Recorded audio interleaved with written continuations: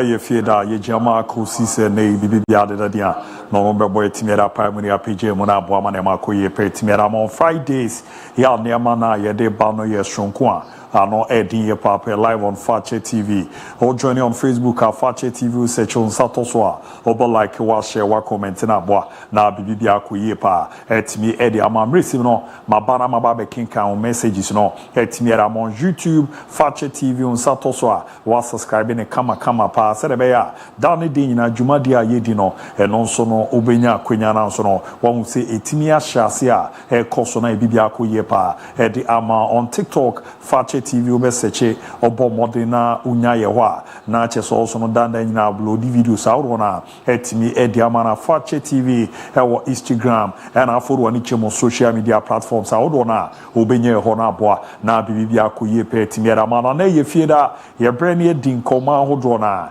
eye den a player mention beba na eno na ho nkomo no ye ka etimiere chol se bebi a wo bia no obebo din obo udin a na wabo modern na wa record na player krono wa chase players mesi onrene a ye woda special package na eberum kama pede amanti fana ba no na fa adwenche no bra ni nyina mu no ye nya bom modern a sha se ni yeje 020754 3637 020754 3637 na boa na bibia akoye kama pa so no etimi edi amamontimi ni zemo benya player mention we na ramode atoso na nkofo ahune player kra ye ba na ababidi no nkomo enye ready no dini abudiabi lutake de yebekọ amono ne ene won koma hodo na di ewo fie zanse wie ya putupu ne atise insuatreman boboko no esio mo withdraw zo mo baba bebo the Ghana Premier League no mo to aso no mo ye ne se nyeye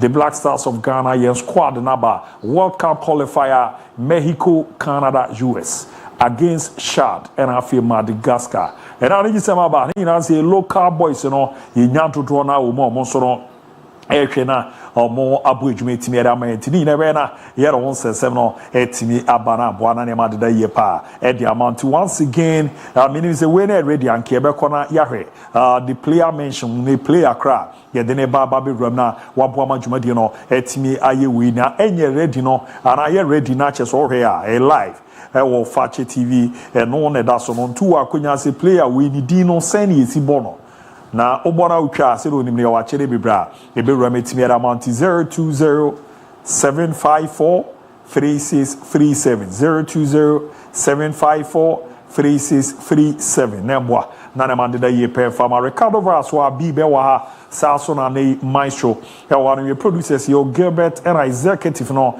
e Ben Nasa no teche bwa mane makoye pa etimi element ye na okitwa bi ye ba prestoro ye be ko amanone ene ye Friday na amanone nkomo no ato aso ere amamo dwumadie no ye bebo ne taw nesa na ye nya kwenye etimi ere amana so no wetimi ere wadwenkyera ba de ere okitwa bi ye koba ya pe ye kona amanone nsem no ato aso amamo.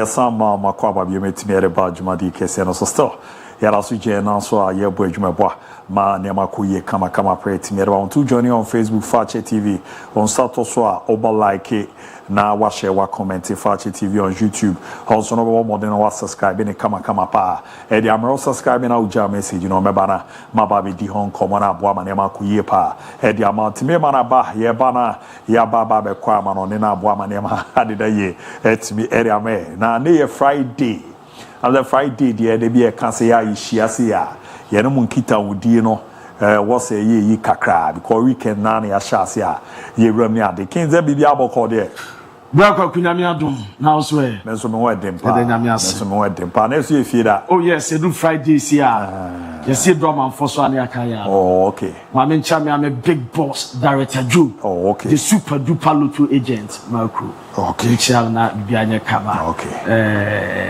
bibia so be kama oze okawa onipa Solomon Kwabena Asante yeah former MPP omugi to organize activity so Canada oh okay also monitor jumadi na mama ncha no me am tene kan che chairman solo yeah me tene kan che pa na no bibi special de mama na ze ne Friday say no nyamia test show din ti no say omo bibi ho na wo so me invite me oh debi say akukọ Saturday ya na Friday it me ya hwe nya ofe no na be fe na bara wo ye juala ho te ase wo juma me kan wo juma waten Edua bara be bonyom na nyom ni Kenya mea. Mea me so omo de bibia ba o. Obe se kakra. Me give me presentation. Oda me so munya abotre. Ma shasha me no ma. Shasha me no ma. Me give me presentation. Programs on there ya. Hey. Yara zo ya twa. O ya twa de na baba itu so fa. Oh, I want because say me team. Team no some mo ka say as de meye no. Me yama mo devalue me. Oh, okay. You continue share sa akode en kan share sa akode. Oh, sack me share. Mama aka daddy. Shata untimi share no. En love wo na me wo no. Oni omo a. Oh. Say me kan we tum brand ma kire sie. Na ma kire wo say VGA me. They invite you over That be me. Yes, only musician invite me. Yes, but me Lutakian. Yeah, invite over that. But now so one player mention no. Last week obi and tina na member we bia no. Last week there be and then send this week ni kwan come do me ba. Player mention na da so no. Ken Edion. Edion. Player mention na nya na kitwa kra. Me djuma dwenche no. Player no da so ni di no send isi ball no na Friday na. Yedi komo 020754 3637 020754 3637 nambwa na tutu ya nande da kid we ready awon e kana me hwe we ni tutu man ke ye kinkan su ateman letter ni mu kakra bat e be bibia ade ne keka koroje so okoba hom so ma jali bi no mu jabo ye mobiem adu ehu du oga na ache pa e do de ma ninja mu ma won na the fire cobra why right brother sense na we na we be breaking it down now you're touching it down now you're knocking it down ni enya dajejeja mu yom podiama in the international ABOU DIABY also wadwuma bebreye obekọ na what the blaster squad and won sama bro obese ramo nsu atreman withdrawal from the Premier League internet tau ni aboni ya jamaa ni pia na bia fine na enche AFCON under 17 ebe to Morocco na African Cup of Nations under 17 na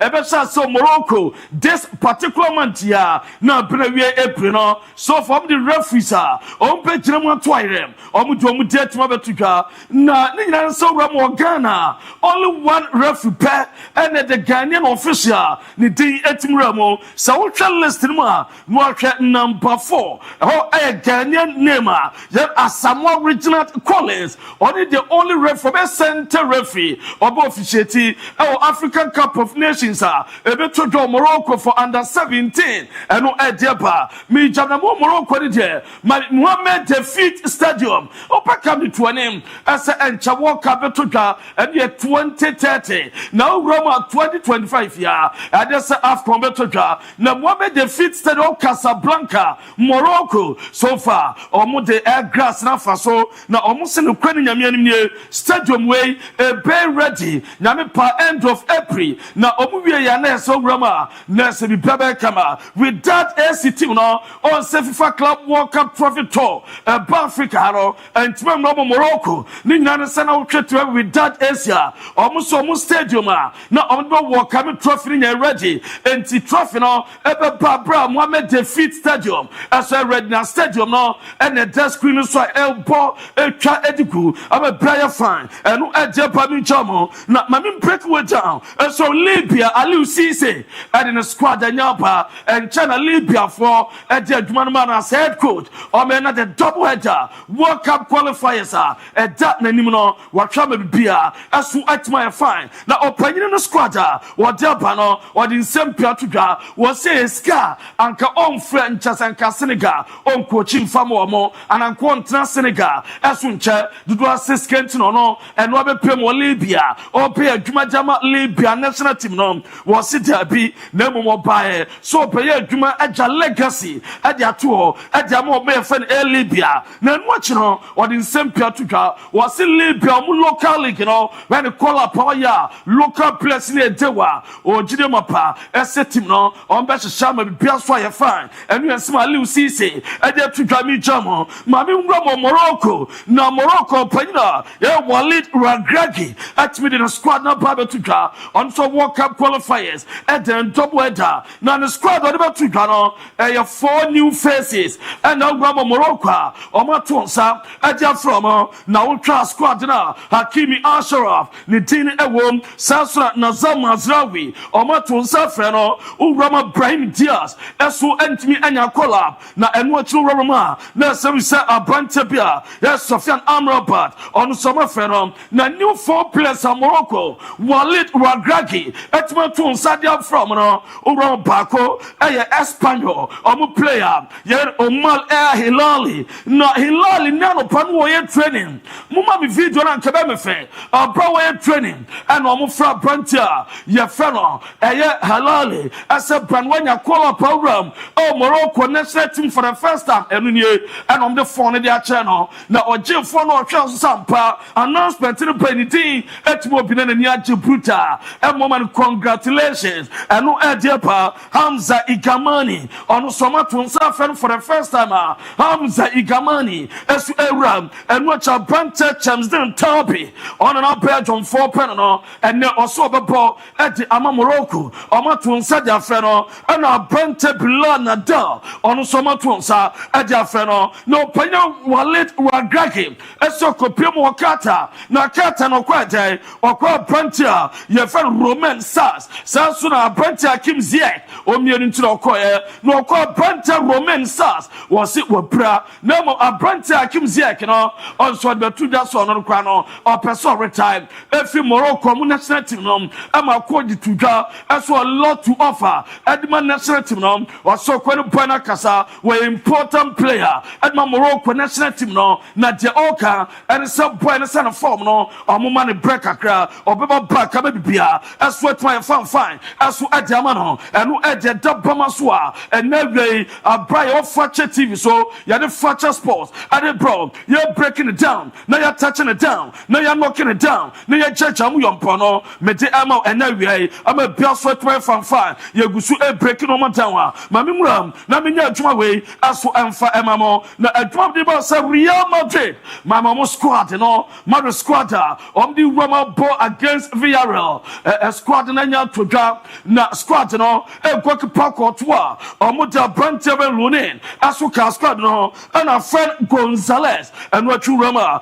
David Alaba Lucas Vazquez Frank Garcia Antonio Bassa Rudiger Sasson and a Raul Asensio friend Akodana your friend Jude Bellingham friend Camavinga Fede Valverde Luka Modric Chouamini and Arda Güler and watch Vini Jr. Mbappe Rodrigo na Real Madrid training no mo ya no opium aso awo mu training section before every game Brante Vini Jr. went to training and you on kwa o refer Ferland Mendy on so pra Samson Denny Ceballos we pra Denny Caballero we pra Eder Militao on so pra ye yam sheye and ye busa sana Vinicius Jr. Waprana, or Reverend Don Carlo Ancelotti, as the Vinicius Junior, William Pryor, Wabre, overcome breaking the judgment, a second game against Atletico Madrid, Boy Nankasa, as Signa, the Don Carlo Ancelotti, as the Onion and Fanning Film. Now, Wabre Papa was a point of Brentino Quajima,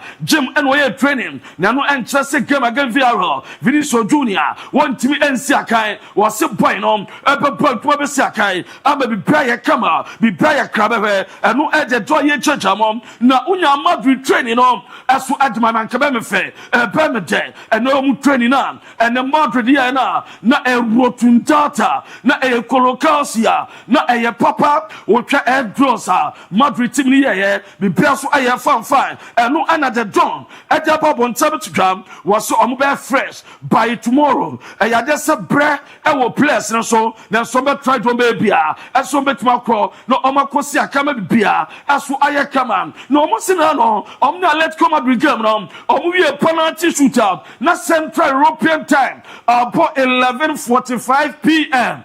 Now Omukodruya, only one training session, and Omunia said the next day, now I was some rested, and Omo prepare a couple of game now, until less than 72 hours, almost a couple game. Bre, as far as the team now, Asumu, and let the free Real Madrid, almost so a Pami Jamamo, not Mammy Sam breaking it down. Ora, your friend Vinicius Junior, and I'm Central for Musata Don, as a Carol, whatever my Real Madrid, I am better without Vinicius Junior now, and I was question Ben and Mubisano, why undisputable. Now, over double ball, without undisputable player, and questions and winning on, and we and some Carlo Ancelotti, and the man some training on, and watching on, Yansa and Phantom name, as so Cororama, or Penyavan, the Don Carlo Ancelotti, and the evidence of Penny. Now, Ucha Aquadana, your friend Julian Alvarez, ne penalty, no, yesterday double touch,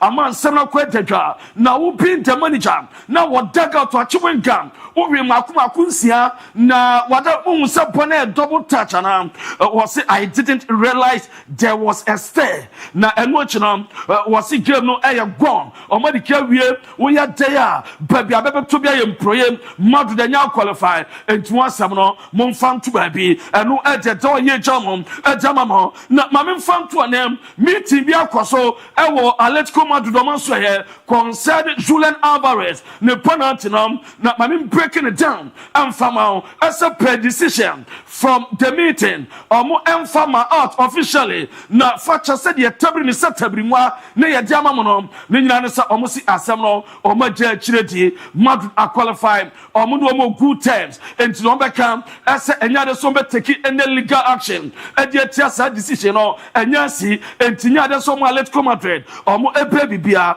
Jessino, and Yancy, and no iron summer, or Mudia Tuka, ye church are more breaking it down, as to a jamamom, na reporter, Mete, and it's a word bet my Atletico Madrid, a Chiravia, or Mupe train on Barcelona game, no, on Sunday, and a betuka, Chiravia, or Mu every trainer, or rather Diago Simeone, as to Abaco press conference, our Metropolitano, Nebia, as why ye come, and no edit to me jamon, a jamamo, na or rather Malcolm van Basten, Aquan Instagram page, and what do we Aquacotuam was say, I'm not for Real Madrid or Atletico, but Julian Alvarez touches the ball once. Jofa has a duty to fix this. Was so on Marco van Basten, or Real Madrid name, and won't come from Atletico Madrid. Nanu quitting a mere Norwich to the Allah. I say, boy, now, you're very Julian Alvarez, the 9 attach a born one, Jofa, or more to Macassier, or some to fix the Sadiano, and we have some opinion Marco van Basten.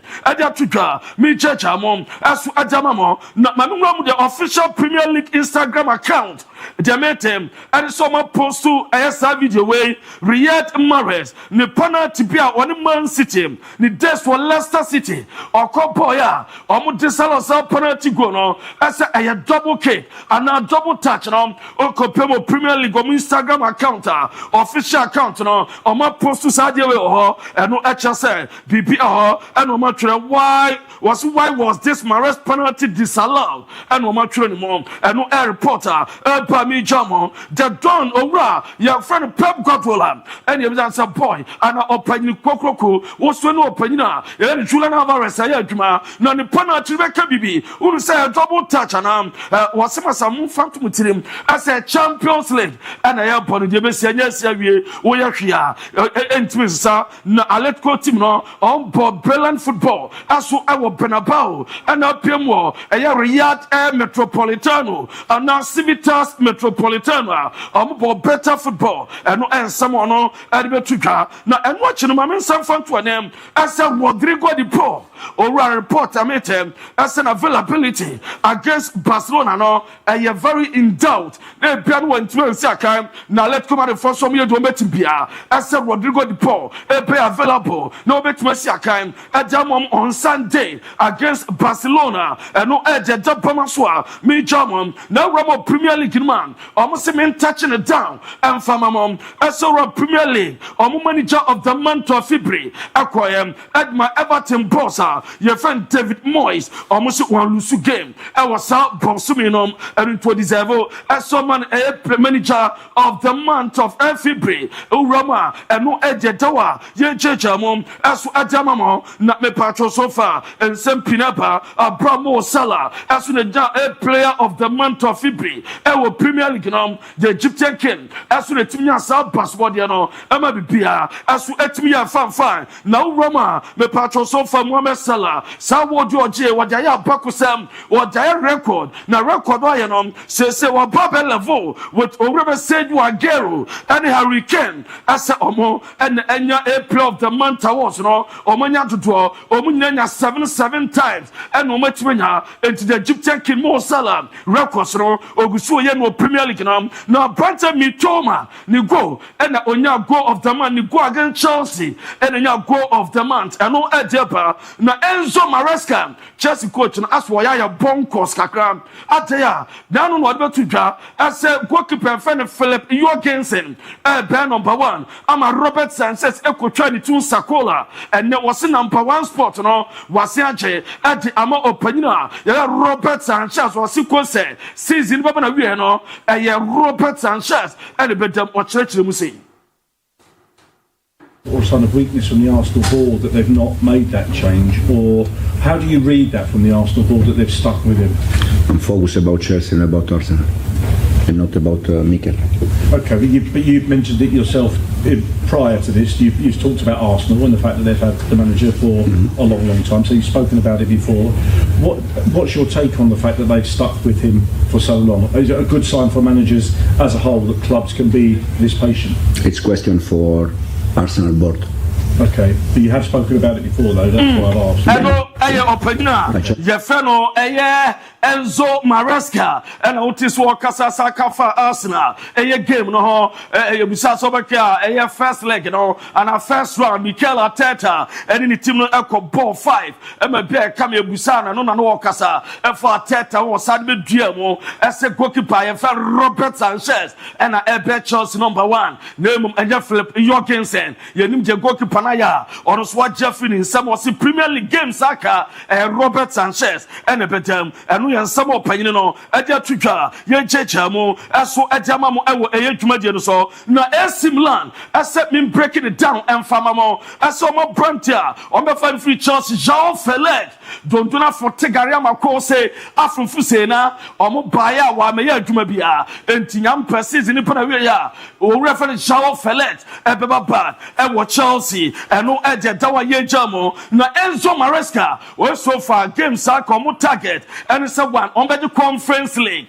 na omasan atoso 4 and answer 5 ewo Premier League no on the first 5 teams no pair UEFA coefficient Premier League no omo program ewo Champions League first 5 clubs eno edepa ye jejamo aswa jamam ewo edwumadie no so yegusu break no more down na ya touch no more down na yemro mo Bukayo Saka Mikel Arteta ase Bukayo Saka o progress wall na o get closer na omo hwe omo person be rational omo decide say we better na so mde ne ba omo Bukayo Saka ebeba na obebo adwuma bia so aye kama na yebisa Mikel Arteta 5 no o say akwa ball Enzo Maresca o bebo ni biama na o si o DIABY we de no so mo kwa omo kwa omo adwuma na je o so mo ye no omo ebeye a different game as compared to 5-0 no Mikel Arteta. that pitch, so it's about imposing what you want and the direction that you want to take the game and keep them very far from their strengths. I think that's going to be a key thing as well. Your players. And no, I am summer. What to your Pep Guardiola? And you were disappointed, and as was I regret it. As a Man City Champions League, quarterfinals, also Omun deserve say on you disappointed, and I also regret it. Now a Champions League football. Name of your Busan said so far this season. Games all by fantastic. Also, ultra game on for that. Now, ultra ever Benabao. Now, ultra one games be a yakama. Now, enjoy Barcelona and Benfica. Second leg was Barca dominated 70 minutes and so Barca team so far kakra normal air call as at the Emma Womo and you and some opinion as so at the now Ruben Amorim as a Messi Mont game against Leicester or no a better bench now Fen Woba and a Biana Brantana Jeffeno a Messi Mont the double M boy a 5 minutes be I'm a Biasu at me ayakama and you and some opinion or the two car, ye jam adama. No more Trent Alexander Moda,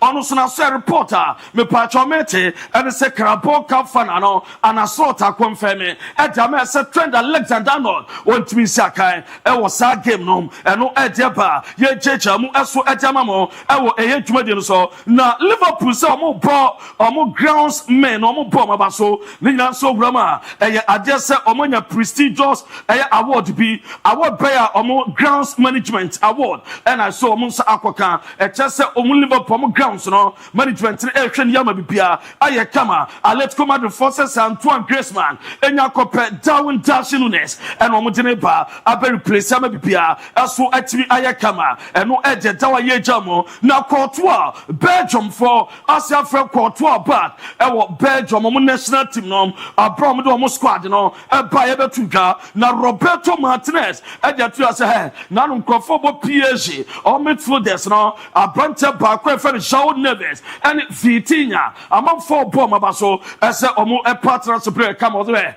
boys of a bomb abaso on fan team as Portugal and Omudi Cabo boy a partner and San Luis Enrique Eusamo after so the Portugal squad by Ebetuga be a kama and no edge Dawa Yejamo as for Ajamamo now Frankie de Jong as Uramo Netherlands Oma Tonsa Frena Bra Netherlands squad as to etimi bae Omo Bebo and Battle game ewo UEFA Nations League quarterfinals against Omaya Jeffeno France and no Edeba now Romo England Mami England squad or Reverend Thomas Tuchel etimi the squad now but for the first time or Bayer Jumano or in the squad as so etimi Edeba na squad in the bae if said Jaglish ni diama Harry Maguire Conor Gallagher Oli Watkins one from now Marcus Rashford and Lewis Skelly Morgan Rogers and Jordan Henderson were from na eno na Rashford that me akọ edi message bi akọ on the page wako postu na Rashford a general de kwa was say me patro never stop believing cannot wait to get started and order to any owie ya na Jadon Sancho eso akwatro wase ese obepeso be John Aston Villa sa Aston Villa de sa ukwa eya normal eso etimi koye papa eso edima enu yansam opanyine no edia to Spain Luis de la Fuente eso edina squad aba no ade pa Real Madrid Raul Asensio enkwa na etima wram ama bibia so ayekama na ukobita player bi say Alejandro Balde Sasha Eric Garcia Isco and Femi Lopez omunya eye outer went man to San Frelmo na wohwe Lami Jamane eye Nico Williams omo squad no omatuma to San Frelmo bibia eso ayekama na me patcho mami Fenerbahce for the Rangers after some penalty shootout in the Bayer net me Feno Fenerbahce lose no omo kwanom stadium omba se no ma eno omo tutu nkonya eso asese nkonya e wo stadium onyina eno ene edaso El Rangers stadium na me patcho abante ba kwa mebi no oboma Galatasaray obodma Brazil we legend friend Felipe Melo ono so abro penalty sini koso ayeyi Fenerbahce free mo no na ni agya na so obose ama bibia eso atimi ayekama eno eje Yawa, Yajamu, as for the my brano echo, na ya the brush digital satellite, Bremo, na Medema Monona Unya, Flip Melodiana, na the trunk of fire said in Hurono, Esi Aquana brush digital satellite, was he and Canto say, open the quarter part, now open the quarter one juma, aya, for Niche Monasway, Babia Wobia, said the quarter, says in the city, open the quarter package no form, package no, me pacho, no bona veteran bosumino, Frabina life matches out here.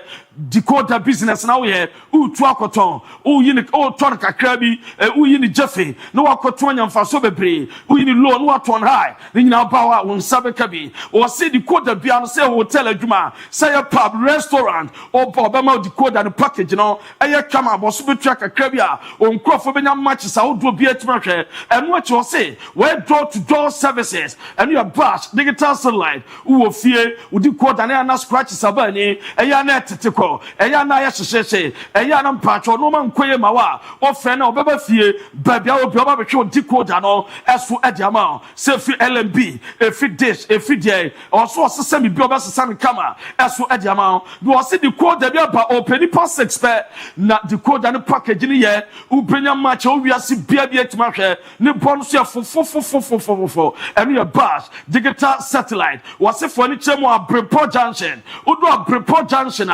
ho na apel no udu ani fam wo islamic kwan so ko boshan kwan so na top ya trotro ni jalo duna kotoko junction e bi fani ship me ho no 0556 287757 0556 287757 na daroma na obo ye chidom e de tira pakam mi ade amono ne nsama wodo a ye bobo anu na wie e Fakye TV so abred Fakye sports e bro no ye be breaking it down eso e de ema abu diabi. All right, so I can see a queer from Baluta, so that is some queer from BJ Designs. BJ Designs is a BJ, so Bridge Mapa, or said in the sea fire, one Gina Anna, let's say BJ Designs. Najuma, or you open up a chrono market on Corona to Musa and Pat, Juma Dino, Sa Yena Wenya, and I Frobina Oko, and I see Fiena Nino, Mobo Modian to Tibia Nina, Urum, BJ's Design, I swear, yeah. Obena wabo modern wa pamasho kama party owe Fridays dia city si fair hoba eba bejina na daroma ene romu kama pa so ne timi adama pankro no market no ena ne obo modern na on say timi aka na ne amadeda yi kama pa etimi edi amana tutu no elso etimi akoyi so no etimi edi amamuntie sa pepe ena isi eti amunkomo no ye di ewura metimi adama tie na ho kweke ye kore ba pe na afedi akebia ye etimi edi ato aso di ama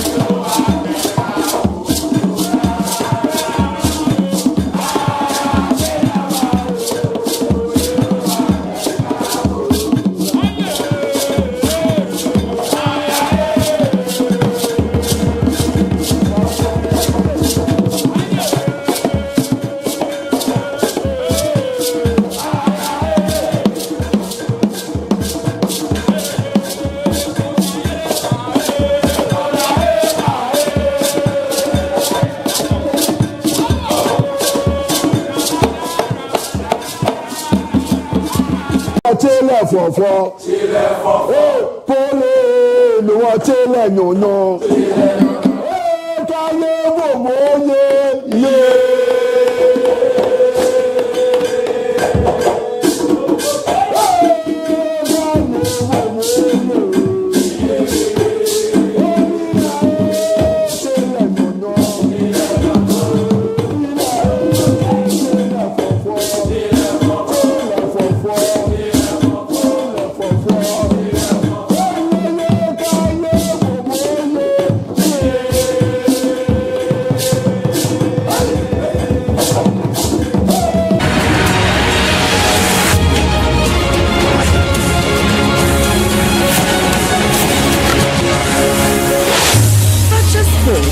This is sports. Alright, yeah, ma kwa ba bi me de ba juma de kese no so still. Yera so tima ye juma bo ma ntutu ne ko ye kama pa. Etimi edema mo ntino wa kunya so join ya Fakye TV. Oba join on YouTube, Fakye TV, on Facebook na boa. Na bibia ko yera ma player mention no still. Eguso a yeje. Na munkom hon ne sere nsem ni sitie no. Uwa kunya so be record na de aba mo amode voice aba no. Ye ntimi mbo fa video mo mbra. Di o fra na say o record ho a o che bibia o free fia no wabodi se de be ya wene a ye betimi abomodin na a che bibia o bia no onso nsa etimi akanti minim na so re ya na wasan de atoso amame ansa na bi baba na wetimi aba beto aso na pensempense mo no ewra metimi era mount 020 754 3637 020 754 3637 to we no play a bang say na abebo ni din na odi ram kama peda ma 0207543637 na boa na bibia da yera ma bibi se bia boko de me alhamdulillah enenso ye fieda so hoye menso me hoye pa so me hoye pa ti eme se na ye be che me na kaka we on komo bibi ene fiala ti me nim baby out me be sha today is Friday thank God it's Friday koku Surah Al-Rahman, Quran chapter 55. Verse baku may repeating about 31 times. Ninyina ka nyame hu mobra or edemanimba. And anapamenam kwansua me berjuma something happened on my way when I was coming here this morning. Baby about 2-3 weeks ago, oba no pa be ka kire se uduro na accident bi asia na enye kura no. Anopa nyame na je me ho. Wow.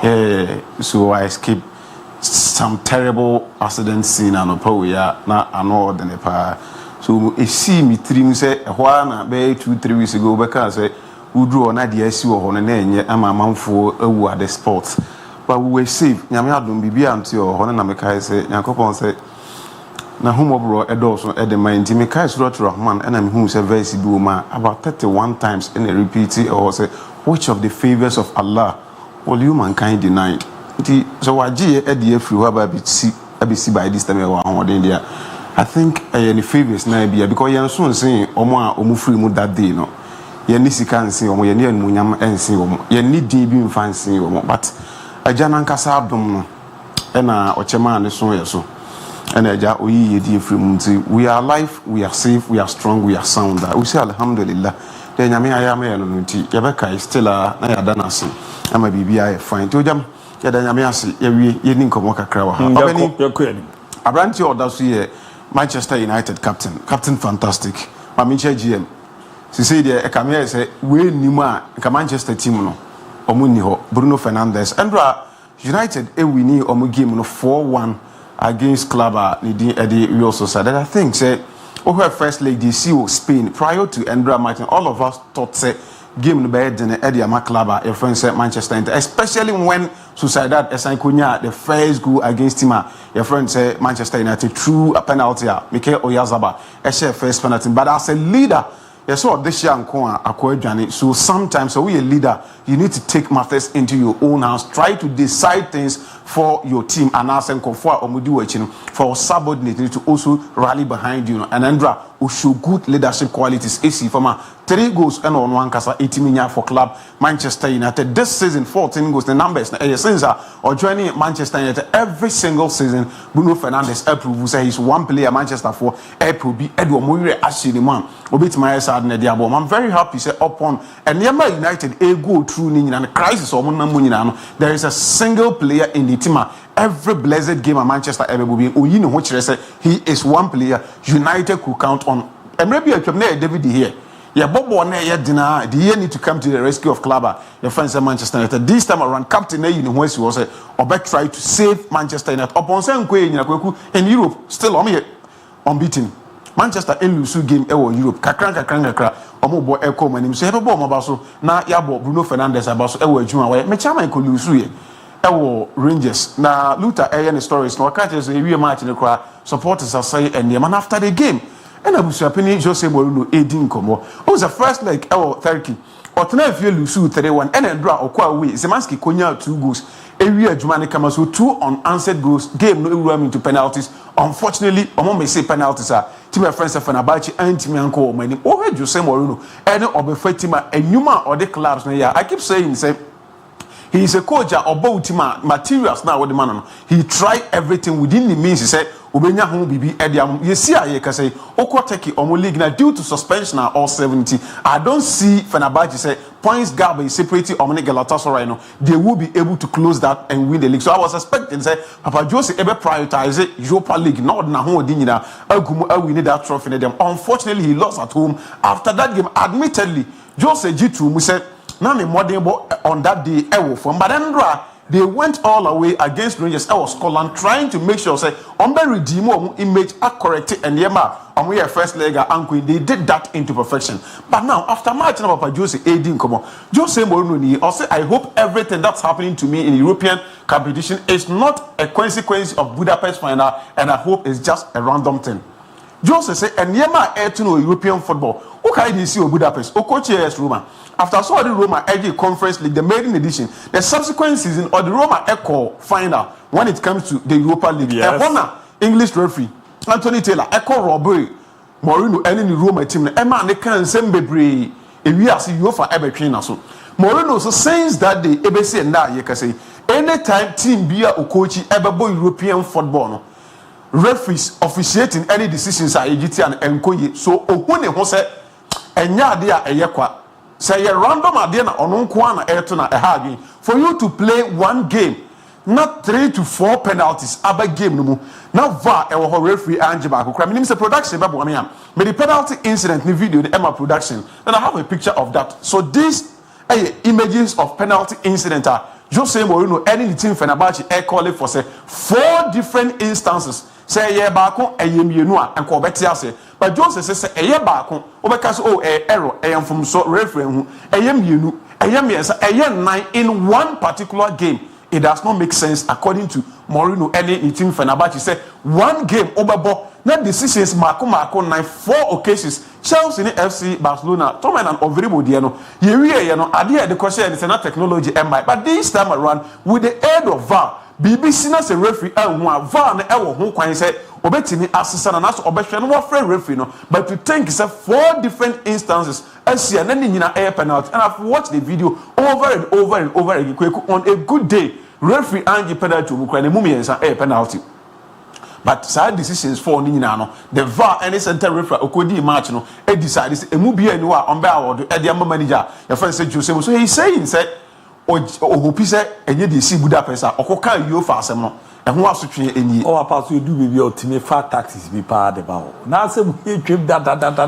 kweku de ema kan wasa me asa betwe de ema manager say eya adwene say when he lost on a fairgrounds first leg e will take it same opponent after the match obeji tu mu say ne modern ball any the players ne modern ball so any no ma lose match fairgrounds e woni fie but for Mourinho to come away to score 2-0 knowing very well say penalty ne mu ba ko be kan o say 3 and qualify na wo have videos are you providing images na clearly e di advance say nka emu ba ko na mienu de should be penalty for team my friend say Fenerbahce ya anji mu bia no I believe Jose Mourinho and nsem na can I don't believe it people who say I'll find excuses are being made when nsem na o can any legitimate concern but these are legitimate concerns any issues are Mourinho and the Fenerbahce team the raise say they outplay because Utiene say ball na your boy there was only one team any winning match only one team any shego only one team and also qualify but you say good you winning match no ya manan qualify you wie no mpenimfo bi e wo team po se kwan bia so we or hard we controversial or stubborn in Tinjana Quine and Panyampa Mulu Freema or Kofi. Let's see how Obako redeeming how the Turkish football. I think that a short journey for Fenerbahce in Europe. I expect to say and come back home and Makobo. Up anyway, Thomas Tuchel. When I didn't call up about for the first time, quick man, the English national team new manager Thomas Tuchel, I call up. Now call up now a buy. And come over brain in some level. Or the 4 goalkeepers, James Trafford, Ramsdale, Pickford, and then Henderson. These are 4 goalkeepers because of set many time. No? Baby, our talking point in any asema opinion. Your friend is said Thomas Tuchel. I can enemy dwell on for just a minute or two. Among for Busa, the inclusion of Jordan Henderson. So Ediana Henderson at age 34 or 35 ope. I was squad. Wakon anti Saudi kakra. Oba ayas ne modern bonus ni now ayas team now start pick kakra. Ne modern one year, but people think say baby omuja say they have equally good players like Morgan Gibbs White, any other players kono Gallagher mo and ka energy war ma fan ye be hia omo e wo the English national team coach na friend na me ba be year no e dey actual. I'm happy for this man. Van Ben Newcastle United for defender no at age 32. I feel we're making a debut. Oh, the English national team. Baby, I know what doing. Everybody thought say national team they we only be moving. First call up a new manager and Ben. Why that Thomas Tuchel actually say personally on your phone conversation with Abrantewi. Now other than ban AG common or any D na how positive, how determined this defender now OGDA say or the experience na ebeka England omo backline ho ebeboa ama England and yema ompese omo yen omo tima now mo amubusa say aden na wafre Jordan Henderson any some players are more full say enkofo bebre ho anke betim edo omo ban coach ni dia no yia ba. The focus is not only on talent and not only on quality. It is what you bring to the group and how you be a good teammate. Thomas Tuchel said it is not about talent. So obi wo form kono Gallagher mo ball no wo soro omo ye adwuma enye talent ne nko enye quality a ekuta nembom ono as a manager ohwe niema bebre quality ben e na wo de ba group e na all for me team na opposition e ku uba team no ma e de na ade ba become. How do you impact your teammate no? So clearly Jordan Henderson by team no not based on only quality, not based on ABOU and talent, but he's coming into the team with what he can offer to the group. The teammates, they need an experienced player. Be a obetimi dressing room. Obia owura dressing room. Obekasa ama komato yema. Konogalaga mo young boys. They don't have that to offer the team. But they have this man, Jordan Henderson, who has seen it all. Obetimi dressing room. Obetimi motivated players. Ama omenya resources. Ombese omusa eka. We will not get time to dwell into the call-up position there. For say and go say man full be about omention. I think say be my other colleagues the banner or more time on meeting that. If not that, I may add more china yabani nyatama. We'll look into that. But I think say on fair grounds, squad now or the abane. Emuye, me want me doubt. Oh baby, when I get time, I will address the. But until then, the papa ne say, dear ope. You will be a team no man, obe impact the teammate no positively. Na waboa amane mo peso achieve no ni set maka. But I'll say Abi mama he na me message kaka. Good afternoon Abu and you crew this Mingo mezeme basot pon am ba real. Yesterday we scored Sociedad woto. This be the signal for the Lyon and the remaining teams playing the Europa. You said when you come to your hometown you will check me as sort one. I can't wait to see you. I'm a big jabia. Me try say me born a mingle. Me ne wa baba be shiana and komobi obiano. Get dine kama pa. Now is Ozzy please Abu, where is Kofi from Nana Kofi Keche inside Nasana? Kofi Pratino, yes squad and obey in here tun suffer in the bia. I'm all day years in your country recover. Abu, good afternoon. Where is free PM every weekend? All eyes on Fakye Sport. No. Whenever it's 3 p.m. every day, all eyes is on Fakye Sport from Pastor Ike. CLB Abu, we are meeting tonight at Asuyabo Church of the Lord Brotherhood. Yabebana Yababe Sunyamintino, Yumre Yabebana Yababe Janabojuma. Good afternoon. My name is James from Spinter. James, a video near PMP recording right, tra video na fabra. We thanks the Almighty Allah for another blessful day He gave us today. And yesterday we sent the enemies to the hell whenever we mash up Real Sociedad by 4-1 from Ayola inside Kentampo, Kaguna City, but also Edeba Babi Ramu, Ewo Hanome Buamanema Koyepa, Etimi area man absolutely building for this. A 7-year contract for Giovanni Quenda is massive for our future. Looks like we are building something special at Chelsea with a young talent like him. Can't wait to see him shine at Stamford Bridge for years to come. Let's keep this momentum going. Blues and hashtag Chelsea, hashtag future is the blue. Luisa, watch you live for Bremas Kumano Nosoro. Eddie Iramuabu, you guys are doing very, very good work. So tomorrow morning I am at Bantama Kukwasi Street F, Sasamu Panyin FC versus No Weapon FC. Fakye Sports. We need you guys over there. We are the best. You are the best among the rest. Michael's AK team manager for Sasamu Panyin FC in Kumasi, Nkwanta, Patasi, and also no Etimi Ereba Babi Rama, Ebuamane Yerma. Hi, please tell special one. I like him I like his personality and how he give me hope with his words. I'm Junior from Accra, Castleland, and also no Ereba Babi Ramu Ewano. Raza bibi aboko de. Yehwe kakra na neno meshe da mamrepa na wawura because nebi na ekọ we no. Ifie hon instead of name bi sitero and dey come up. Eye Ghana football. No me koso. This ABOU league, you know, team back where is Marcus 17. Marcus 17. Yeah, Kokuma ma ya hwefo akwaba. And of course, you tonight say na say we say why ye fese dia na say ba na ye besom ya hwefo na team for. Mrantie ne maba wa mo hweme na Friday afutu bia fatu ba bi na bobra we ko club akọ we ko party akọ ba mande anu abeti afutu party ase ha tin Friday yentu biafo o ma me fro papa fro so ho fro aka chen say Friday there wa hye nyoma tinya de beti afutu sa be penicity gogu Thomas Tuki on the line up papa na afutu be and me was it afutu be the all karu tu ko for na tu me tren go for me show mun kra so mun ye de on person mun ye Friday go Friday yentu fo Monday, Tuesday, Wednesday, Thursday, Friday. For super de asema ba kruba pa. What she said there no. So what she said na be so. Until no the Oko 9 club ko. The obeye home match ye. The obeko away e ko. Enti no o kan ya ye ntie o. Weekend obi afre ayi. Academics for no. Obi afre nas. Say adi ayi ndu obere no wadu no bomo. Wa ye no from anopa. E bo bonus easy. Obere no watu no bomo na tie. Okay. So enti no oba no ma be shata de kakraka bi. No mo she pabo kakraka. I don't know what to watch no. Yeah, why? The automatic get the lineup aba. Me I was looking how an lineup ne beba no ebesify. And looking at this lineup no because England drew a point in time they needed to cross the sea in the sense that Gary Southgate ne apamo no ama Castle be hwe akire me ne Thomas Tuchel aba no they are trying to tell us say they want to win something monumental because when Southgate adwuma ya World Cups me no okoye ni na no he was at a respectable position for England something that na elude for a very long time he was able to give them that in the Euros twice no boy no ni na no he gave them runners up medal so they feel say men say they want to win something monumental and dem go for obi a they betimi aka say na adwuma wa ye on the club side he's been able to win something monumental which happened at Chelsea in 2020-2021 season where he won the Champions League with Chelsea.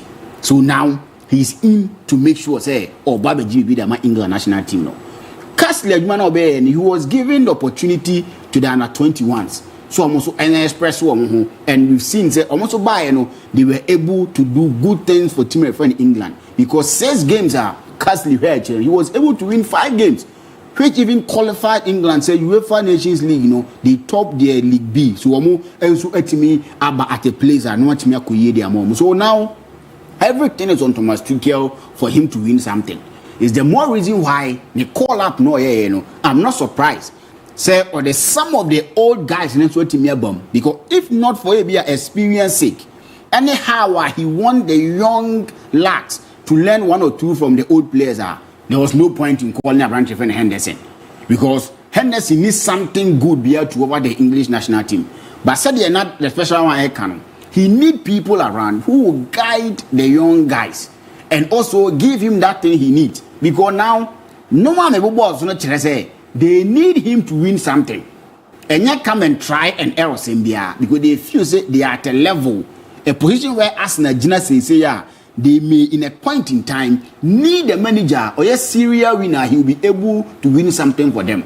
So you don't come in and make sure that friend Kwala at the ABOU team. You need to blend and Kwala and for to make sure that they are giving you the desired results. That's the more reason why since November 2023, now Henderson Boeing the national team. Now he's back. Rashford, by a year or no, so now he's back to the team. These guys bring experience. So show mu team now we Hurricane the free move with the kind of a cap for them England. You talk about Marcus Rashford giving them more than 60 apps. So it tells you that he needs experience to make sure that things go smoothly for him. Unfortunately for him, he's had injuries. Man and me and free players maybe.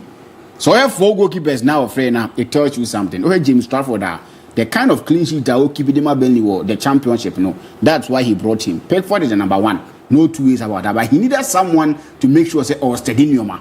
Because goalkeeper back or mistakes we have to sign a year Pickford who I mean. So saying a mistake party. So he need people around to learn a thing or two from the experience he's been able to gather. Now if you unfind a Juma, I feel any ever channel near a Juma or Babaye. Because this time around he can't afford to fail. He failed woefully El Bayern Munich. Because what they gave to him, he couldn't live to the expectation. And no Masakino. And the Kwakoya there can ho. Chelsea he was sacked after something good. Bayern Munich, they believe saying so he was sacked. Now, Southgate to the point in time, they want someone who can win them trophy, and they brought you in. So if you are not able to win trophy for the English national team, you'll be termed as a failure. So now all eyes on Thomas Tuchel, and what he needs to do is to win something, and he needs to start on a good note. So I think that the squad near hope room because our Hurricane, our team on any day you are rest assured. With what Copa may and just no man fast is same famano, but you can know say he will give you something good when the opportunity presents itself. You talk about Marcus Rashford, what he's been able to do.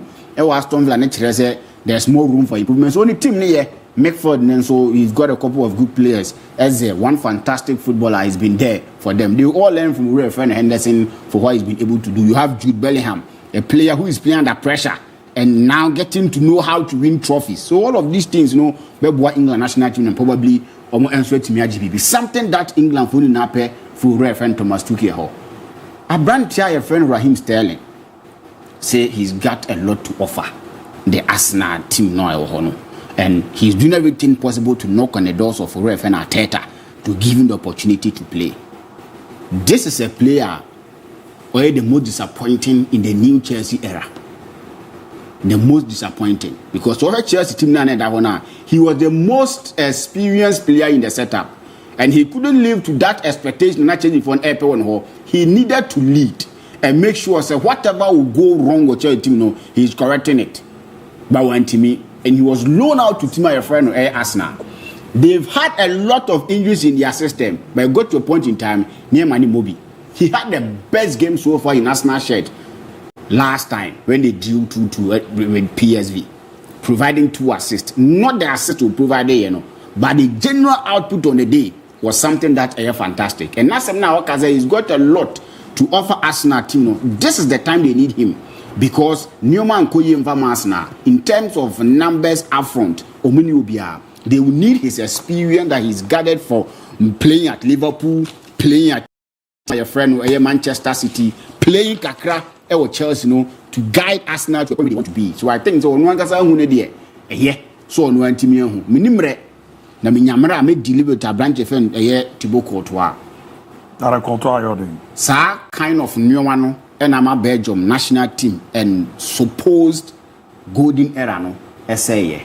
Mate, when it was all chair Barbie Kunyana were remittimera, Manama Muzu P, Herba Mr. Onjo dia Wakechi. And what's so called now, Okoko Jibi na Bobo, Meka, said the Biamu Yanka, Adia and Fan Castle, now is your brofubi, as a prevention is better than cure. 2 or what, now Wabo Modena, why in a year? Provision is better than stone. There. Carbonio. And the was Obo Modena, Uramna, Nyamakuyi, Kama Peti, Yermana, Bina Bobo, we are Bema, na Utavira, now Abua, because we ran in the old corner, your Aguzo. Uncle Kabiti chose ABOU Ototofina we ni she wona de she wanu ma di aya na ede. Na we de. Udi aya na ede. David. So ototofina bi we ni she wona de she wanu ma di aya na ede. Eni ototofina ede. Nti no, boy wadwen so obeyi hu na be di ne sa de ya na eboaboa ho. Na me say baby girls na mo ne omo koba no. Aboso na ya wadwen say yere nkofo ara be che ti be de abo. Ti say de unya nsusu aso we ya.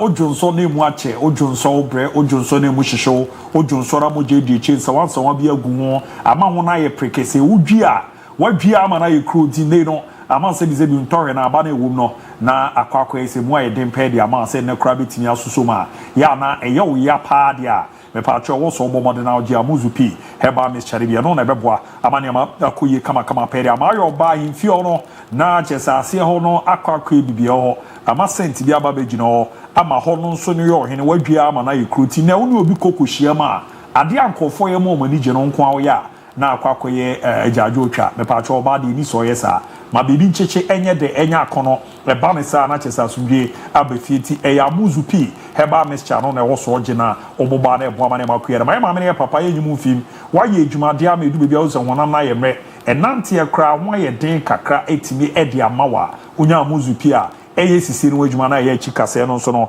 eho adwuma heba ne pharmacy shop ya ogibi o pedodo na atua for ni chemo amuzu heba clinic tafu nhia so amuzu junction obetimi abomode na wetimi enya dodo na ho na aboa mane makuye ma fadok number no ni nkomo ka ha woton ya na anya no edo 0247 776743 0247 776743 and 0241 9888 0241988884 ne mboa nam tutuye no enko ye kama pa so etimi emfa na bibia ene da ye kama so emfa emana na adwanti college zemenka emfa trose bra na bra bisua de enka ne no zo betwe wasi atwe ne mpemiunu no etwem na wadi kan atwe na ne ma nko ye ntimi amfa ma wakonya na ba ze no be wram adwanti college o maso ye na wabo modern na ye register kama pa ma ne ma ko ye kama so etimiera mezaze ne de so no ene e dach ni nyina baby e building no esiche so etuko secondary school no wanya baby ankwa nkura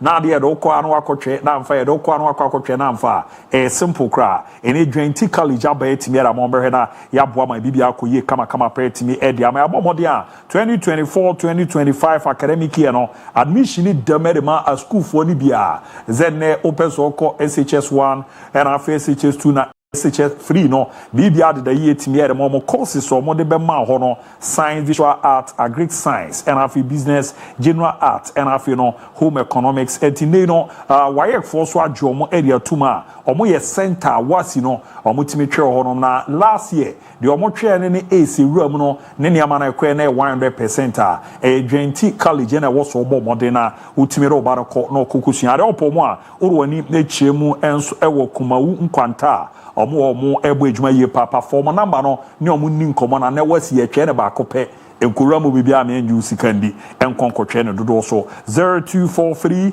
721 659 0243 721 659 and 0597 064 048 0597 064 048 Niambwa manema enkoye emfa emergency college the pay setters izanzo mejuma omo bona no edempa my show bi aboko de Doctor Yankopo Nadon and that's your Friday send your masu hihye pa oh niam hihye o say Ujina sa niam hihye mame ma osimani dunia ade but player mention ma oze ko so acha se de omwe ne ba ne ade but and the boys in this also more in almost last week one more movie nyanya say o ba na ba be katia e be dem pa t 020754 3637 020754 3637 na dia ba na player mention no wa ba be player ko ni din na kire bi wa e remedy mama so ma du fa me ko yonko yenim na doctor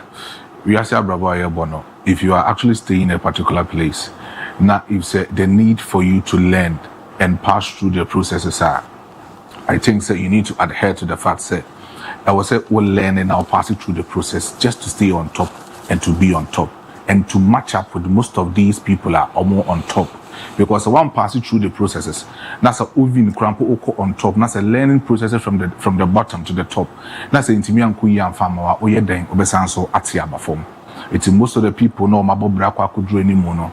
So more common life experiences they will tell you say Abrabo no more shall say the free baby. And Omunye experiences not from the bottom, and when they reach the top, they were able to sustain because already topper sustainability period is one of the essential things be here in everybody's life, and as in every human's life. And this brings me to the story of this particular man called Giuseppe Beppe Marotta. Now, this man is one of the biggest administrators when it comes to Italian football. And during his days, and I say his days, and even right now in Italian football, he is actually regarded as one of the Italian Florentino Perez when it comes to managing a football club, and even some of the identity and policies are most of these football clubs are with my manager. Or one particular policy, when it comes into your football club, he makes sure say he will actually undertake the youth development nature in that particular football club. And then he will make sure say he will finance that kind of football club for it to reach its sustainability period. Say Ekobase club no face a lot of financial difficulties. He will step in, use his wealthy experience that he have actually acquired from this and not ultimately the Serie B, the Serie C side of most of the Italian clubs now. He will help you to sustain your football clubs. It's most of these clubs now ultimately arranging the period for those clubs in a proper legacy at the two most of these clubs. Papa we a friend Giuseppe Beppe Marotta, and then he was born in the year 1957. That was 27th March 1957 in a particular place called Varese, Lombardy in Italy. Now, at the age of 21 years, he decided to actually reinvent himself in the football business because at the University of Naples, he studied pure sports science at the University of Naples, and then he wanted to go into the mainstream sports segment in his career, not just to become a football coach, but then to become a football administrator who will make sure to be manage a football club to become a stable condition. So in that particular first test of his career, his basic locality there was a particular football club over there called the Varese Football Club. And at that time in 1978, that was the time Giuseppe Beppe Marotta wanted to reinstate himself as a football administrator, trying in his new test career for Varese Football Club. And when he went to Lombardy Varese Football Club, he was being considered as the youth development coach and as the youth development expertise for that particular football club. He spent close to about 4 seasons. At the time when Varese, it was actually augmented, said that particular football club was in Serie C, and he was able to graduate them in the advancement period from Serie C to the Serie B, ultimately sustaining in 4 seasons. Later, in 1 year later, he was able to be named as the general manager of that particular football club at the age of 26 years. And he sustained that particular club. Not only about, say, Obuomo youth development, it's my pass it through, but then Obuomo financially for them to sustain for that particular football club. From Varese, he went to AC Monza. AC Monza was where the career shooted. And the whole no he was able to stable the football because Monza at that time was Serie B, and they were facing a lot of financial difficulty because they relegated to in the year 1981. Edioma free the Serie A, Edioma by the Serie B, and he went in, revitalized everything. He brought in a lot of quality players at that time in 1981, and then he was able to match AC Monza in that particular pinnacle. But all three AC Monza now it was very difficult because now in the last 2 seasons, now AS Monza it's relegated from the Serie B to the Serie C1 to the Serie C2. It was free in the nature Como. Baby, says Fabregas, currently as we speak. That was later part in the year 1982. When he went to Como, he was able to do Como just like what he did to AS Monza, but with Como, not so Serie C1. He promoted them to Serie C B and then promoted them back to Serie Serie A. When he promoted them to Serie A, Wasansu Ja Football Club, one particular football club, and a whole history. This is the man called Mauricio Zamparelli.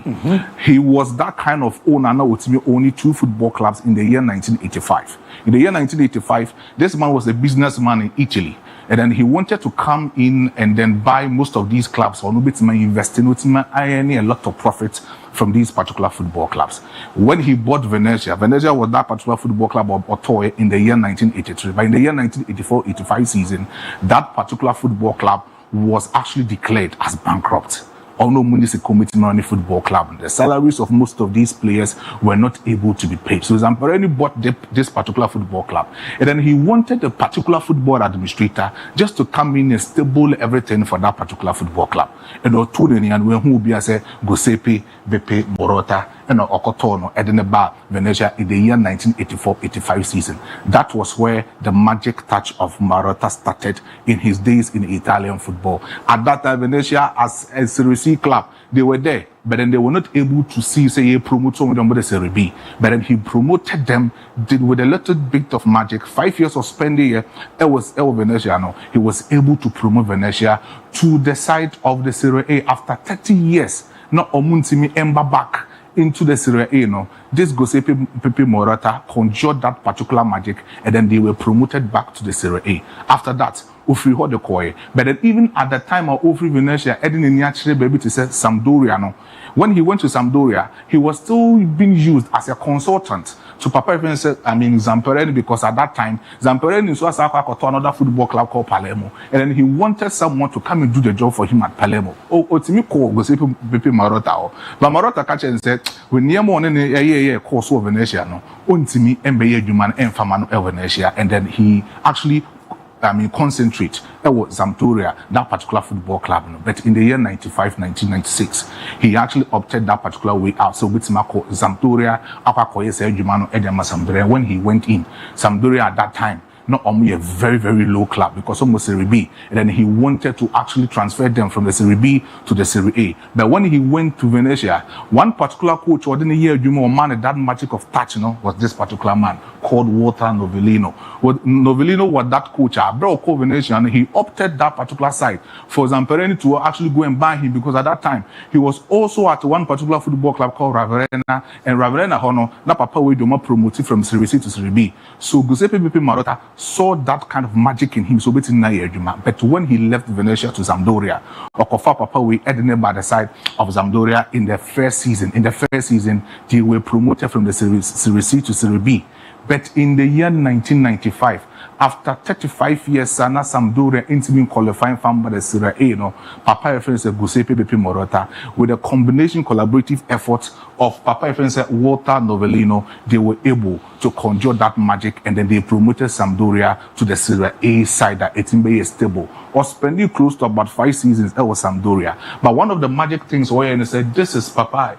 And as a way, will be a friend Antonio Cassano. At that time, now or when the latter stages in his performance, and in his career, but then he wanted to beef up the squad. No, a conjure magic, get him matching up with AC Milan, Inter Milan, Juventus, Napoli, and even Fiorentina in that particular Italian Serie A in the later part of 2000s.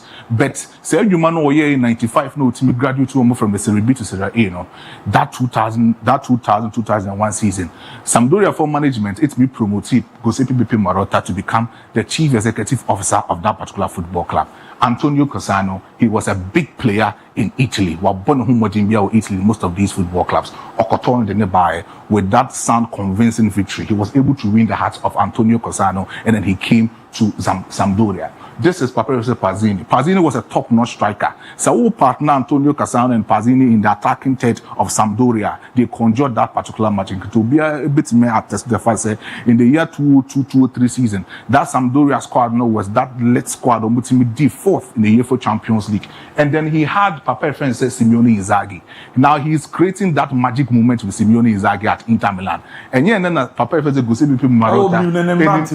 Yes, at that time, na Papa was also and then he was at Lazio. Lazio hono we need only Coppa d'Italia when we win Scudetto. At that time, then we are paying as we are to a friend said Filippo Pippo Inzaghi so AC Milan, and he was winning everything. But Inzaghi thought it wise, he will come to Giuseppe Marotta Sampdoria, and they will create that magic and Okoto Mumi and Sadio Mobile. These three players with the well-experienced players, and not this was the starting lineup, and as most of these guys are no more Sampdoria, they were able to create magic for Sampdoria.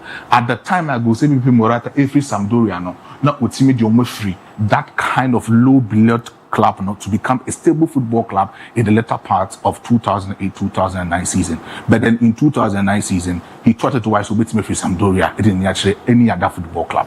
But then, not Juventus football clubs are coming into the low class. and one of these people BBC football club at that time. The chief executive officer of Juventus was Claude Leblanc. Claude Leblanc was not doing the job very well. So Andrea Agnelli, not the president of Juventus Football Club, he thought it was he has seen one particular man who is doing a lot of things with most of the football clubs in Italy. It's Roberto Naba, Juventus Football Club. He went in and signed Giuseppe Pepe Morata, 3 years contract, and Giuseppe Pepe Morata up to here at the Juventus Football Club. When he signed that contract for Juventus, he was able to create magic. Now, the first coach within the Juventus was this particular man called Luigi Deneri. Luigi Deneri, he was that kind of coach, was signing a year Juma. It was Sampdoria. After Opamo will be to say the other coach, Opamo didn't free honor. He signed Luigi Deneri at Sampdoria, but then he thought it was he would still use Luigi Deneri at the side of Juventus Football Club. The first season, 2011-2012 season, before the former president Ebekono, that season Juventus 87th on the league log, but the first season of Giuseppe Pepe Morata, Juventus signed the second, almost the 7th in the league log of Italian Serie A. Ankoye and Fama Giuseppe Pepe Morata, they needed to actually mount a lot of pressure on him. In the second season, he needed to bring a well-experienced coach. But a well-experienced coach, it wasn't a particular club or Nubitimia form, Oba as Juventus Football Club to be seen as a tried and tested error. This was the time of the Antonio Conte the side of Juventus. When he brought Antonio Conte, Antonio Conte, that was his first club and will be coach ever. But with a little combination of this particular man, they were able to create a good memory, winning the Scudetto for the first time in the last 6 years, from 2004-2005 season. Casciopoli, Haiti Juventus, GS, Strake or league, after 6 years, Giuseppe Morata, Antonio Conte won the Scudetto back to back. After this particular man, he went in for Massimiliano Allegri. He also came in, won the Scudetto back-to-back for Juventus. He left Juventus and then he was able to play Juventus at the high level. This was the tactical signings with Yedema Juventus. Signing Andre Pirlo at the time, and you say, free AC Milan, ever Juventus, nobody say, Yachinimuso, Silvio Berlusconi, Yachinimuso, AC Milan. And he is of no use. AC Milan decided not to give him any extension of contract. But then he came to Juventus Football Club, signed Paul Pogba from Manchester United for free, signed Arturo Vidal for free. This particular midfielder costed the side of Juventus 50 million euros per. Odomo going to the finals of the UEFA Champions League. Kofa Alvaro Morata from Real Madrid, Kofa Carlos Tevez, Kofa Macaulay Macuse. He was a youth academy player, so graduating. Bazagli, Bonucci, Patrice Evra from Manchester United, and then Liechtensteiner or Kofa Mudomba. They went into the finals of the UEFA Champions League, but then in the side of Inter Milan. That was the time as Steve Zank ever fired that particular side in 2018. He needed a well-experienced person. He brought in Giuseppe Pepe Morata, and then he conjured that magic. Right now, he's doing that kind of magic with Papa Efense, Simeone Inzaghi at Inter Milan. I think so. When you go to Italy, he's the world celebrated football administrator. Wow. In the year 2014, there was a particular thing occurred. So when they went to the assembly of Italian football, Claudio Lotito was the president of Lazio. And he said something. What's the way? Ordinary back. Giuseppe Pepe Morata. Then I say, I know my way, Kakra. My picture, yes. Then I know my way, Kakra. And then Odidia Papa Yatem consider and say, they need any papa. Claudio Lotito faced a lot of ban. Papa we face one particular disease called the Strabino's disease. One particular disease affected the eye. Untimate clearly. And as when you intimate aligning in a direct way. Papa we face this particular deficiency disease, but he is still doing and running the football of Italian football. He learned through the process of Serie C, Serie B, and now he is regarded as one of the top football administrators in the Italian football. Wow, fantastic. The maestro. Oh, Dr. Diaby. The maestro. Dr. Diaby. Baby Marota. Good afternoon, Abu. I want to let all the investors know that they should not let Man United to deceive them with their win yesterday. Manchester United can do anything on Sunday versus Leicester City. Shout out to my lovely baby girl Jennifer from Dennis A.K. Gennaro Gattuso. then is the also a bomb modern Edeba Baby Ramu Ewo Hanom no. Now we saw the Chama and Danny watch you live from Wasako Pon. Yerasi Danny no so the Areba. Good evening, Fakye Sports. Sam Mutala from our table. Keep the fire burning. Yerasi say also the Areba. And I was say hi Abu. My sister said Vas is too fanboy, so she need this number. Me the bema why na or my sister or you see the so na no sister can abwa amanema kuye kama pa etimi edi amani adia me hwe na me call Facebook na me ni kakra so penfefu ansa na mabana mababeto ankomo no so bo shebe dark. Good evening Abu, congratulations to Chelsea. Please as the Ghana Football Association accepted in Shattermines letter. And I'm Bosheba from KUST. Extend my greetings to King Luther. Enjoy yourself, Marty Snowbee. Hi, Fakye Sport. My name is Snowbee, and I'm watching you live from Barcelona all the way. Tommy Lee GH or the 5 emojis, in the Ram. James Ozu, please, there. You're very near the Unjuma. Tommy Lee GH once again. Good evening, DIABY. Watching the show live from Adujama. You guys are doing a great job. Picanto Junior, MON-FRI Abu DIABY. Gold Stars, Mane, Marabidit.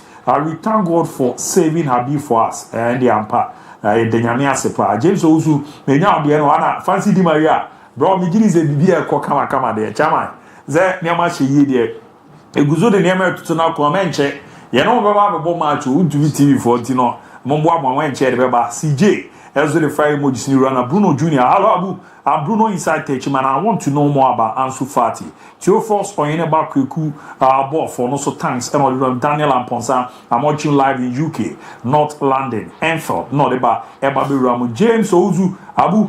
I can mention Intifabra and Biaga more fire. Nana sorry, I was it's Fakye time and I'm watching you, Ricardo Vaz, Uzu, Lutaki, no size, Eric AJ. Good afternoon, Abu. I'm watching you live from Zaragoza, Spain. My greetings to Habib, the most intelligent man. Keep up the good work. Yate, non so the other Baby Ramunti, a dos ye pa, but I was in there. The Armenian and Hanadio Tumuzampa, no Dempa, Prophet Dr. Samuel Mensah, A.K. Akwanche Papa. Na MZ net say utie a wayisha godi for sambo elu ma no maybe am kase ba no hu masema menini enienu enti se me na makra na mepema mi hu baro D4 de na me ache na de enu ti na ni din no ye friend Prophet Dr. Samuel Mensah aka Akwanche Papa.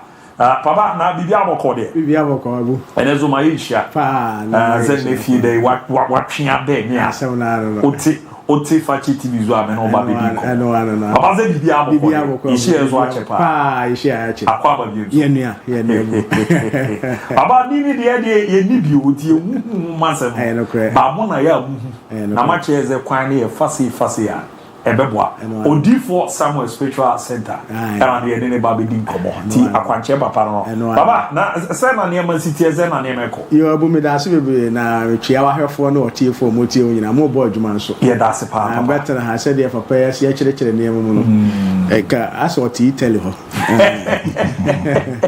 we de o mo fa nko na sports no mo ko yo sports minister na say pe no mo o bo adwuma pa o adwuma na say de pa mo chi Abu menshia him bobo na Jaba family house adanse enko na ekoso wo mo a mo fra brochiri ba be di adanse Abu papa bi wa yare da ho chese wo ye bibi enye ni sister wo se asase ho ena wo ma asase wo papa na di ja wo mo okay ena o kwa akodo afu ni bi na ni sister se wo de afu ni nyina asase ni nyina mo bi ye ne enche enti wontimi no bi no wo asase ye nyina dia de na mentimi no bi enti me kwa akodo na ni sister say wo ye bema won si asase no so me hwe papa no so yi ne me masem koy wo koy a wo ba na fe wo se obo hu say ne nan atwe no eno waka akwamo wo da akwamo kopim so obi ofiri afuo mu ba beto no so no mu ye kakra de ne ba fie no 3 years untimi sole afa die wo se hine fa no mo fa ne koy nti bebe no obi ka kire ne se o mmra Odifo Samuel o menhia ahembo bo na Jaba family house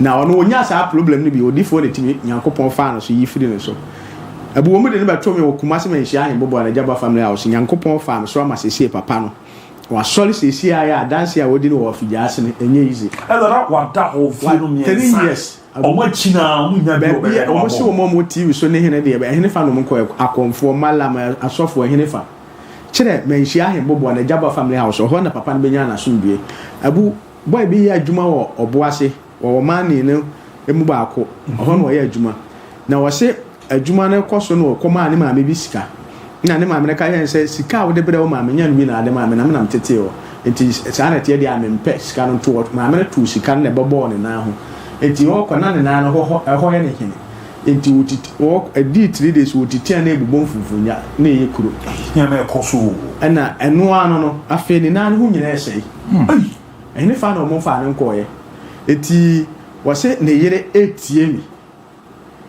na o ka chense no se de papa esi ka se de enko no ombeduru menhia he bobo na Jaba family house abu na eho akwankyere a ese mi kyere ma ne koye ayi abo akankabi so nim kankabi kankabi pa kankabi de o se wo mumio ne wa kese ane na bibire no yes ono baako na onko akura se public toilet echi on se brudi obedi apepa to akene toilet na echi onko fa baako no onwai brudi no na won ha kankabi no so onku no ha tama no na won fa saa enso no mukuru ni nyina beko na ka de baako na eso de kan o ende menka eti wo kasa ni man mi ensa bomu na wo hia na wo de kukuru na ni nyina beko akwankyere me hunu ye no wo papa no kokoye maame be ma no kokoye abu ni nyina akọ maame bi o mo de firi sirem na baaye abu wono se saa wono se de ne yekuro saa obaaye wo se maame no esirem wo skapa be de biata na tare esi ni na ase no obi ni ekuro na wo se 16 years ekuro ni ntimi mu oh okay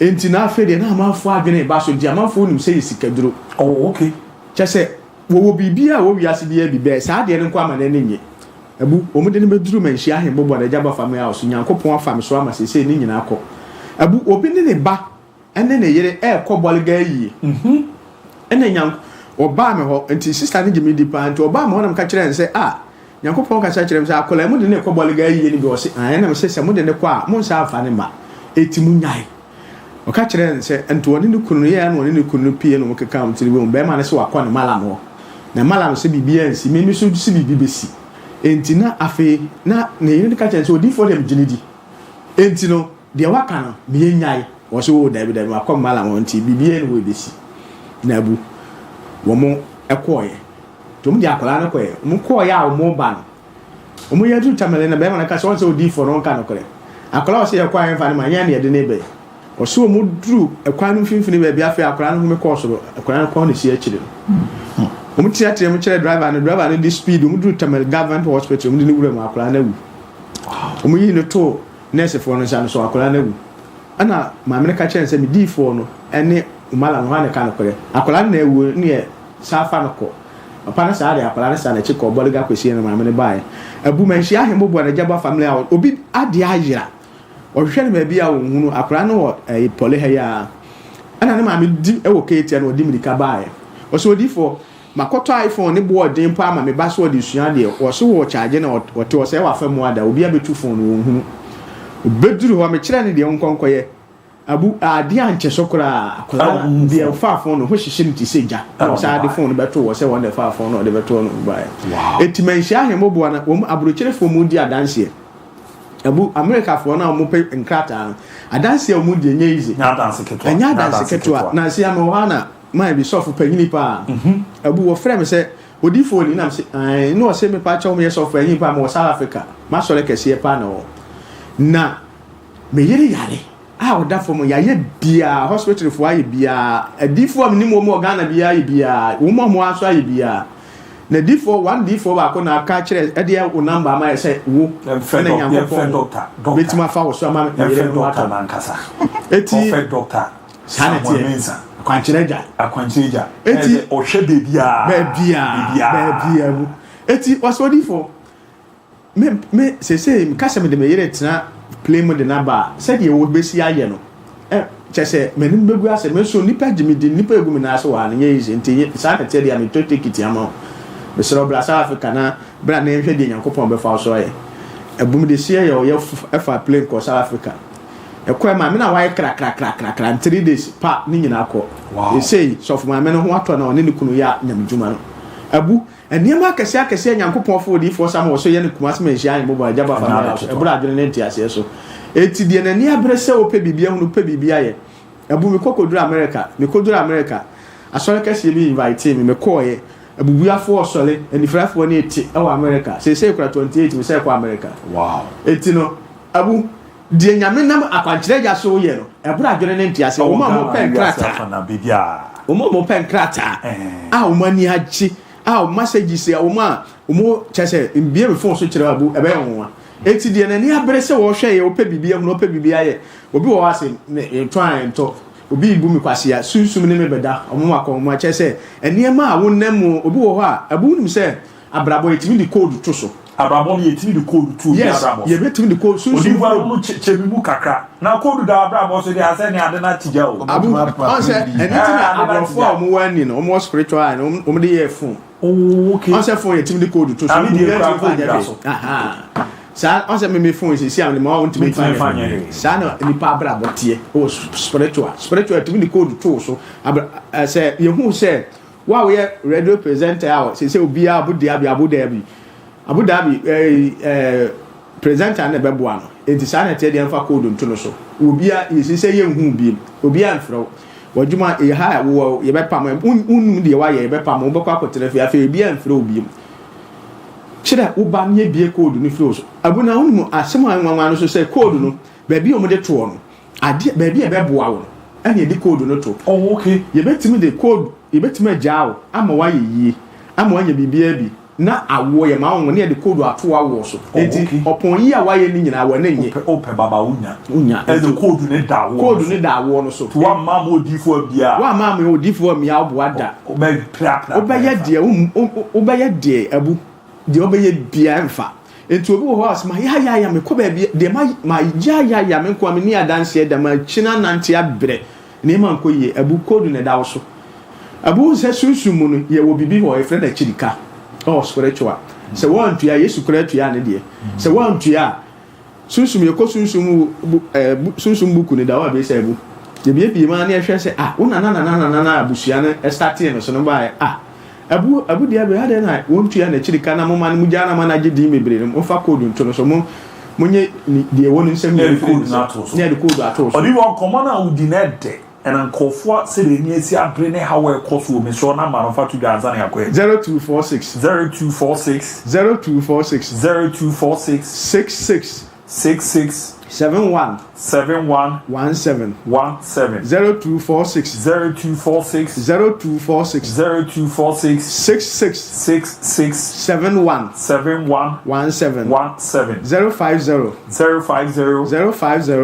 050 45 88 454 050 45 88 454 0578 40 55 19 0578 40 55 19 Abuye wo kumase menhia ahembobo an Ejaba family house sanse sikani ebeyi ni fie kakraka se je netinase na ye adwuma no ohunu de ewo mu sa pepepe nyesa sikafo nyesa ade no nyesa wo bo se ni din je sikafo nyesa ade nti ka hunu se wo yese kusi a what that impon woni mirika no wa kokoduro ti menhia ahembobo na Ejaba family house minima de ebeba ebe sa na chi akwa ya ntimi anye me kasa ma ntimi ame abu wo de man krama wa ha obi ntimi nwe ade ebeba manim okumase menhia ahembobo na Ejaba family house obetwa fam so no ene wo kwa na wo ku there's a sacred if it's spiritual yenim spiritual ankasa ye gire mu ache aburochire yakwa akọje captain band ni nyina wa aburochire di abasara Africa henefa na anu me ko China ni a wono no wo ye adwuma wo mo spiritual no omo no spiritual and omo ye emeritus and so wo mo no China ni kura to chairman of China no abu minim ade abeba menhia ahembobo na Ejaba family house de ni pa hwehwe a obebe to odifo Samuel wa won sanka da bi oba sa wale ne ho ayede eba na wo pe obi na ebu kwase a opese otu kwan na okoni erefisu a abu nipa bebere akwa me erefisu o mama o mo talent a ne yi ekura o asai ebi so na akwantu na ye o chance akwa abedi ye But since you code what to so oko e be refuse obi so the fake documents no akwaje visa no na oko na refuse but we are documents nyina dey akon so refuse yen ka hwe so nkyerɛ enti tumiri kabra kumase menhia ahembobo na jaba family house abu obi awie suku wonya adwuma nye abu num say we are sakrachefo pa na ebo omo ka awu abusuam be wo mo so na abusuan hye da nyamfa so papa mfiro so eti no wotie wo ne nkola miensa ma ba ko nsua adwuma ba ko nye business ne ba ko nko school ko akiri na hwe wo miensa de onya fa so afiri ne so krachi ni no be akramo na be sa to amenadi ade afa so won so say yi aba no wote wotwerotwero na say lad be aba no wa ana abusuan be zo mo twe kraka ko no asem no let be aba no be kan asem na no eti abudia na ni abre se wo pe bibia no apa abrabo abode e kumase menhia ahembobo na jaba from house yam fair number no yam na so na yam fa number no bi na 0246 71 17 0246 66 71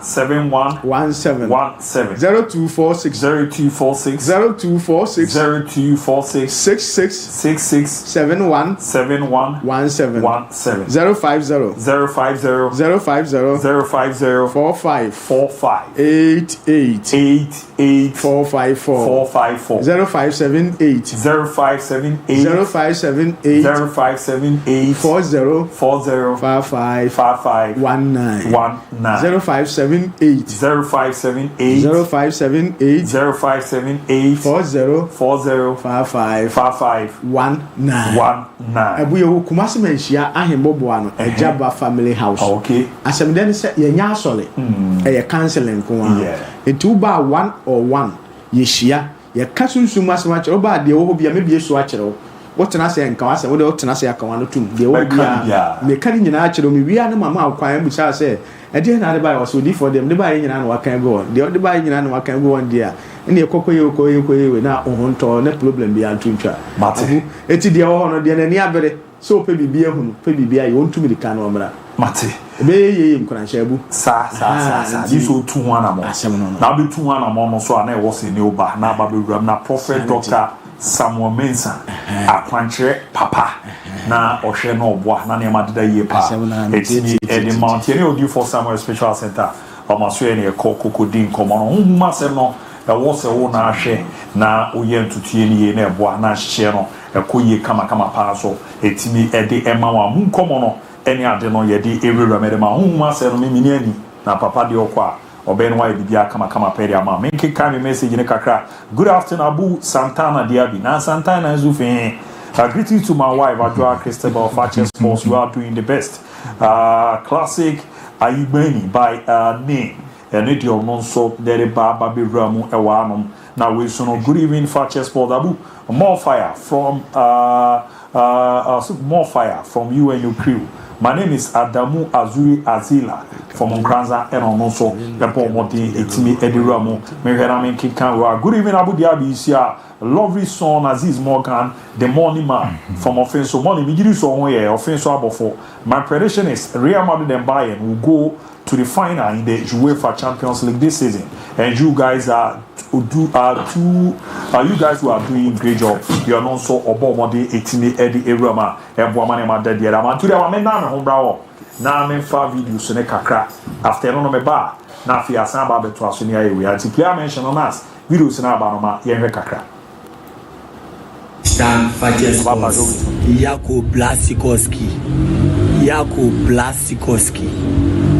Fakye Sports. Low side. Afternoon, Prof. Me cheche mu nyina ni adwuma pa mobo. Ye frame me Prince, me kase free bechim. Di na de ye bono Jakub Blasikoski. Me damase ni adwuma pa mobo. Hala. Hi, my name is Mercedes. Fakye Sports. This is Sports. So the name is Jakub Blasikoski.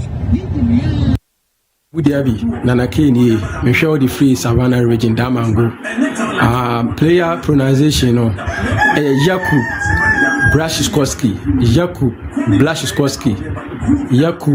Blasikoski. A Poland player. About them at Dortmund. Yeah. Hi, Fakye TV. ABOU DIABY. Mama, good afternoon. Pacho Efreme Charles make us a free chronom quapra. Pacho player needing the Jakub Boas-Chekovsky. Jakub Boas-Chekovsky. Good afternoon. Vidiane Akosa. We have Kenya number 2. Player David Beckham. From England. That's it.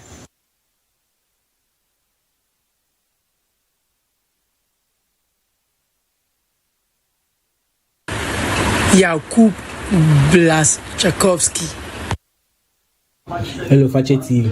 It's your boy Marvin from North St. John's Bantima.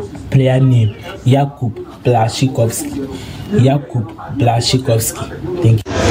The name is Jakub Boas-Chekovsky. Jakub Boas-Chekovsky. Hello, Abu. Good afternoon. Within the award winner, MON-FRI Manson Asamai. Abrante na modene toso no nidin ede Jakub Boas-Chekovsky. Jakub Boas-Chekovsky. Good evening, Fakye Sports. Pacha Media any Aziz Morgan the money man from offense about 4. Now player no edino Jakub Boas-Chekovsky. Jakub Boas-Chekovsky. Me Pacha Media no. Jakub Boas-Chekovsky. Me Pacha Media no. ABOU. It is frame. I'm having chile mano because a free doma kwamu I wa doma hinkru. Yeah. That Poland International in the dinu yabone Jakub Boas-Chekovsky. Jakub Boas-Chekovsky. Okay, good afternoon.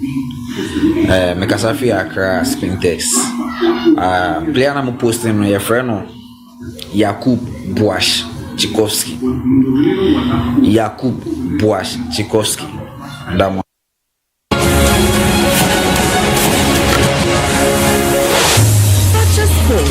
This is sports. I am known all over the world as America's biggest drug queenpin. But no one knows my story.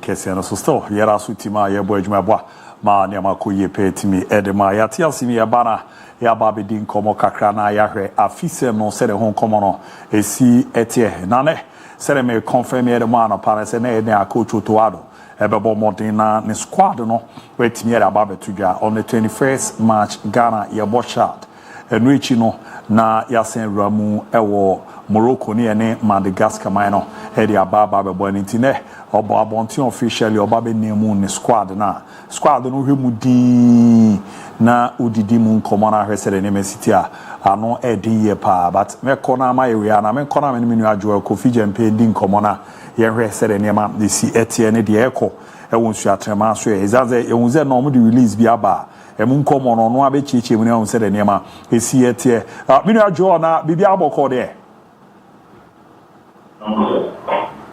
Joel Temenka. Yeah, look, That is I also ya hu ya pe mo akwa ba so de ba Fakye TV na so atre Zena na Mexico. My minister with it for name break. I think that the economy release the other trouble things that league and Ghana football activities in the my football club actually home FM. Wow.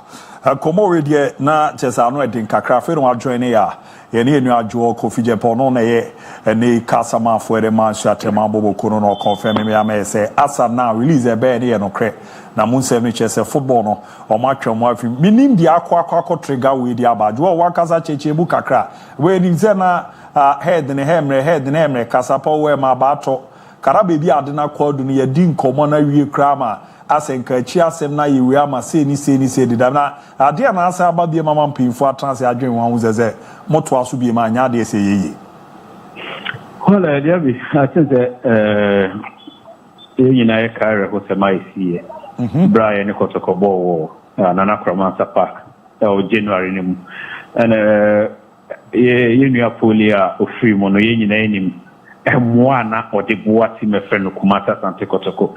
And me father mechanics and Kotoko or the Boa Ghana football. Because Kotoko a konkaya and a Ghana football so a konkai. It's now to be near Polina no Esther Sumbo Emma Ghana football, yeah. But then a pioneer said your fast free name Kano.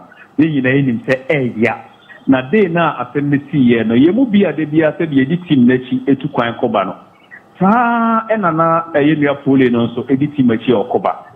Ofa ya mu iko inim yesu kwan ayawa ye na mu etoda ne enema bi. Ansa na se bi oba be fata kwan isu afri mu.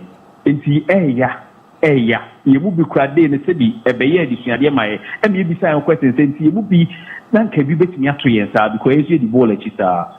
Enti bi no se na wo nye kotokonimpo enana wo tinsen ana wo ti poli wuya ebeye we ya and tayo die na ewo nipa mu na tin se ababedru ba bi asebi eya ma nipa bi ewo nso aseman aye adwuma wo mu se ebobo na as management members no enso enkwan so eya ba be ya de asebi eho ye eho bambo ne ya be ye din kakra e dia matim no in the sense enyina enim se bi asemisi ye no yejabu ma police for do atemne ba ye no do na atme omunsa ewo insuaterman so say insuaterman enim hu bi but police nhwehwe mu omo ye kire se obi a se bi on main team no enya adwuma o team ne mu ne mpokura insuater krampo no on free ho e na se bi okodi se nyamra se de yaudi aba be se ye nyina mu but ekoba ye no to be frank police for nhwehwe mu eko ye a court egusu a se bi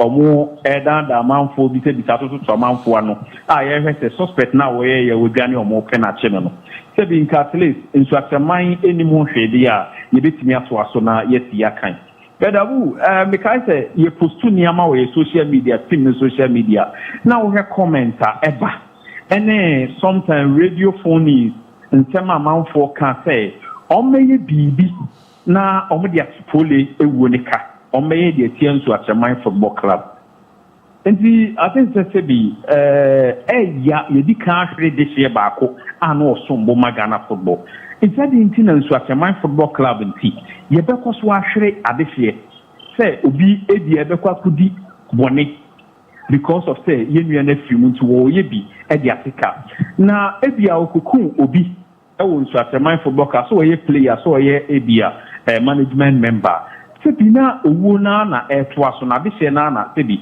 ye koso ahwere omo no sebi enu apole na ofrim no obini mfaso dia na nka Ghana benya edi afri ni mu eje pass wo afri mu enti baby edu no abu team no hweye no edi se team no ebebo mantia eyeduma e wo team ni mu e ho ban enti omo decide that sebi since Waterman Football Club na be kai nipa yawa and omo twe omo ho free Ghana football mu ya mo league ni bio no ankotin so Waterman dia e de be ma yaudi na perform kakra nti dia bi bisa na ni omo no tezara na wo ka ho asem ni say issue we buy back and forth ni ade bara o wan kasa transit dream ho a Joel Temenka hello me wa Temenka ye hello yeah Joel Temenka me to nka me nim so Temenka ye hello yeah Joel Temenka ana mo hwe na mo fix na me ne sign to an common so Joel Temenka hello oh nas mo hwe na mo nye we tutu ma mesa akona mabo modern na me na to aso minu Joel Kofi Jempe na me no edi common to you the General Secretary Ghana Football Association aka March 2025 DSA and almost withdrawal from the 2024 year current, 2 no kramba 2024-2025 Ghana Premier League. We right to respectively withdraw. Joel Otemenka. Hello, Joel Otemenka. Joel Otemenka. Let me say Joel Otemenka. Wo ba community bi osi bisana na ye to aso ne ade a. Joel Otemenka. Yeah, but don't go. Enti dia na mi bisa ne ye. Minim issue na ba.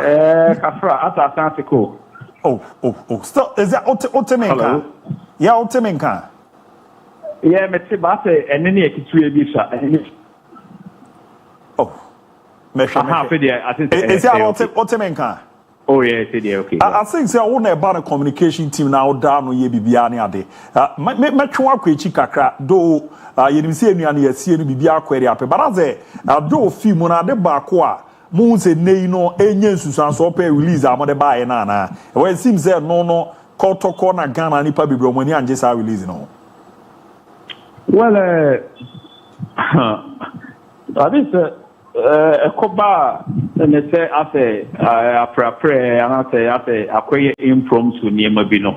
To be frank, release no, you be kind of say be nti ye dama bi acheso a enka 10 year ebeba no ebe different from 10 year eba e nti ma me nyina mu na me mfa chopa e magana ma nyina kotoko busua ne yenu ya pole na busua but then one thing I say I think they release the buy and me in particular as a man for the maternity but then clarify the kakra we a communications director for a corporate institution. I don't think they always Diana if they are released they are free because me that particular day na mukrano now your phone match na my phone battery no either just I think the 4% I say need to okay but send you over I don't know, but then American.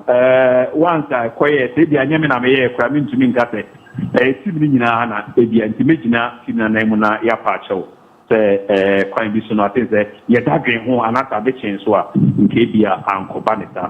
But then I'm the money bath and at the 4 March. Nay, I can be kind of back, no sooner, almost the Bible so Asaki can almost fail. But is there about saying your players are more registered more money or more ejuma. But the names are Tremont Ball League in the guys, so in all doors so pan your ramble ball mocha. Almost soon as they say more your day. Well, I think that currently we senior players now. Now all the senior players, juniors, Boma, we have no less than 50 players. Oh, okay. Yeah. It should be more than it should be even running to 60 nearly. But for now, about the abrogation of contract and acquire emratem. At the moment, I'm told in painful the my lawyer they handle so I should not want on the first one handle near the way forward and insanity. You will be an attendant later on the home and at the Bamont. Now, Kata don't quit every 4 months, no money responsible. To be frank, at that time, I may be young and theatre or more pushy craft under the corner. my main team at the moment in the report to be at if you want to communicate back and but then it's been here from the for our with Tashaman on say Yaudia a winning permuno or team paying for decided so almost person back in fire obium into team name Ukrano or Munya interested in some better way to manage so because a quite be so not a hard thing say to be 18 year and nam so what this year be sure them can over because what it in the sense no person we and I don't think say if decision will say so much but then let's see for now the meaning I am paying for decision almost so basically and what about communicated to me Vianos I think I answered the paper mountain so wow now Joel the all kind of project here on we national buffer was FFFA as I no deal come across say you convince me someone sambe bona be den kakra. Hello, Yabi. Yeah, Joel Temenka. I mean, no better repeated man. Na me bisa say project for honorable sha say any near more. Me feedback you but say are Temenka ye. Good. Okay. Na me bisa say the project for honorable ye any near me koso hoyi. Any city, yeah, Joel Temenka. Hello. Oh, MSN me line see me adi. No. But yeah, Joel Temenka. Yeah, I feel it. Okay, yeah. And I'm a business entity. Penkomo ya udi chese project fefe ya mayene ensuateme enim se last season muji FA Cup yi. Em se FA for no crowd yo manu tu no mo convince me be den so message atum so be ba bobo ni bi. Well, ni pay for the kind. Diaby, say you dey want them ye kayo. And America say look, incident is here. You mo be koda dwen ho bebre. Oh, okay. Eti enim say you dey woni kamu. Dia binanka ye mu bi edibo e chebe tina to ye mu bia sebi enti ye nim pain amanfo na mo especially de bia ya yiti mechiko enti obi obran poli ni na busua ni kotoko bia minim ye nim yaudi o mu enti say yaudi no ye hwe but say efe no message ben na efe ndi beba ai betumi amya to league ne so say court e de abase nipa na odi say nyamra se ndetwane enti den na efe ni beye ama abuto ye maba. That is what ABOU on meeting me. But for now, I don't think ABOU soldiers here, the soldiers are now ABOU police in the bomb home will solve the problem. Here can you do want a million? Mate, Major Moako, but finally, on a week nationals before, meaning there's a situation it's the same man. We also a politician or investor. To be frank, from what I know and what I've heard, no, on your happy man. To be frank with you, on your happy man. Wow. Yeah, because on your happy man. After election now, after we start the team, and he's going through so much pain. And when him incident is before the car I think or more change in the free league initially was said.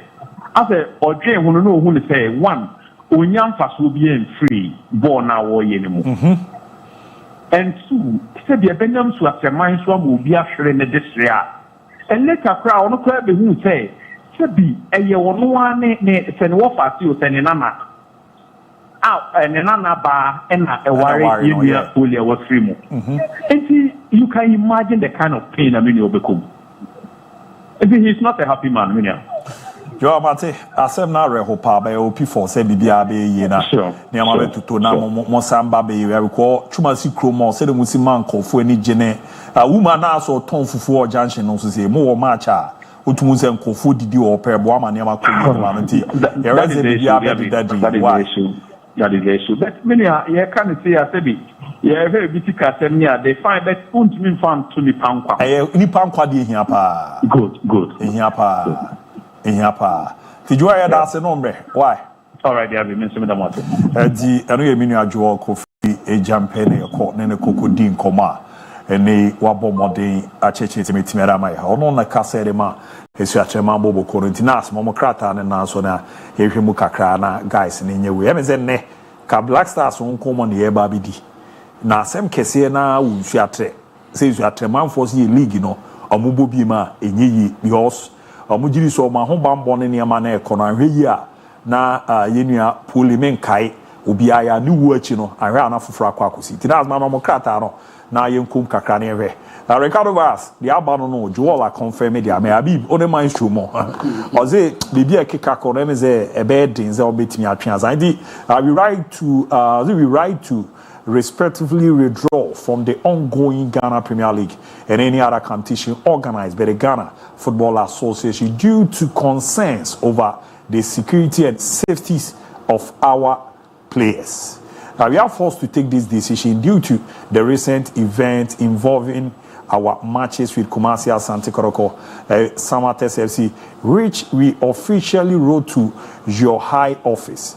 In the light of this, we can no longer guarantee the safety of our players. Therefore, management and the board of directors are left with no choice but to prioritize the safety and security of our players by withdrawing from the league.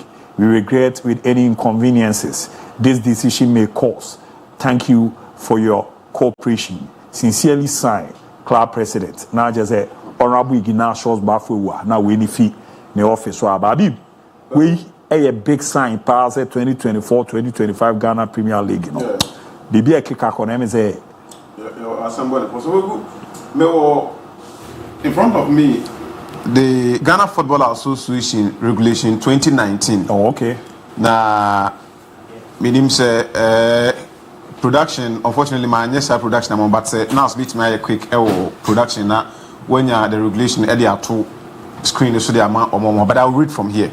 So Article 13 of GFA General Regulation, Premier League General Regulation 2019.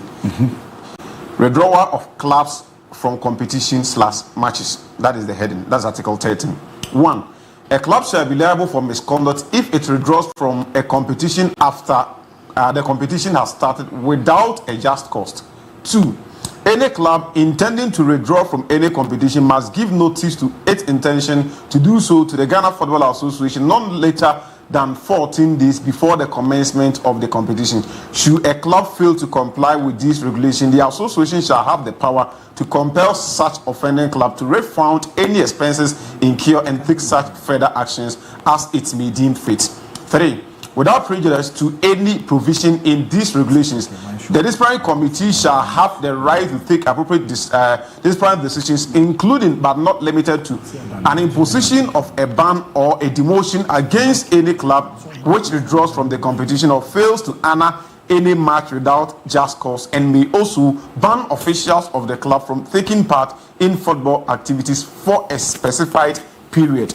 Now, over point number 5, no, I'll jump the point number 4 because I won't share that in here. So now, point number 5, where a club withdraws from the league after it has started, any match which that club is scheduled to play shall be considered fortified, and accordingly, 3 points and 3 goals shall be awarded in favor of the opposition club. This is Ghana Football Association General Regulation 2019.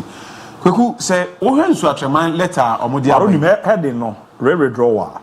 Obi atwema dwensi so say we che say komo bi na yedi ne kan no na ye no kweso omo twe course na omo troye so we che say sa asem na omo ka twa mu no e na no masande krata ekokai omo tro first one efi no efa kukuam e na omo kasai e na omo gitum so mesan abebo nti ya amfa krata anko ama e no abe public e na omo sign the way aba for the second time so failure upon further consultations any security reasons nti so at my fault say born on timemo now what kind of regulations here makan e dey actually so far the point number 1 or say club bi a obetwe ho afri ye league ni mu no say ye bo league e wo kuma now decide say obetwe ho e dey for without just cause underline so at my adia o gina so dey atwe ho afri league ni mu no just cause and say nye just cause they have a reason we dey gina so e twe ho wo ba point number 2 before say obe decide say obetwe ho free competition in the I say o ma the AFI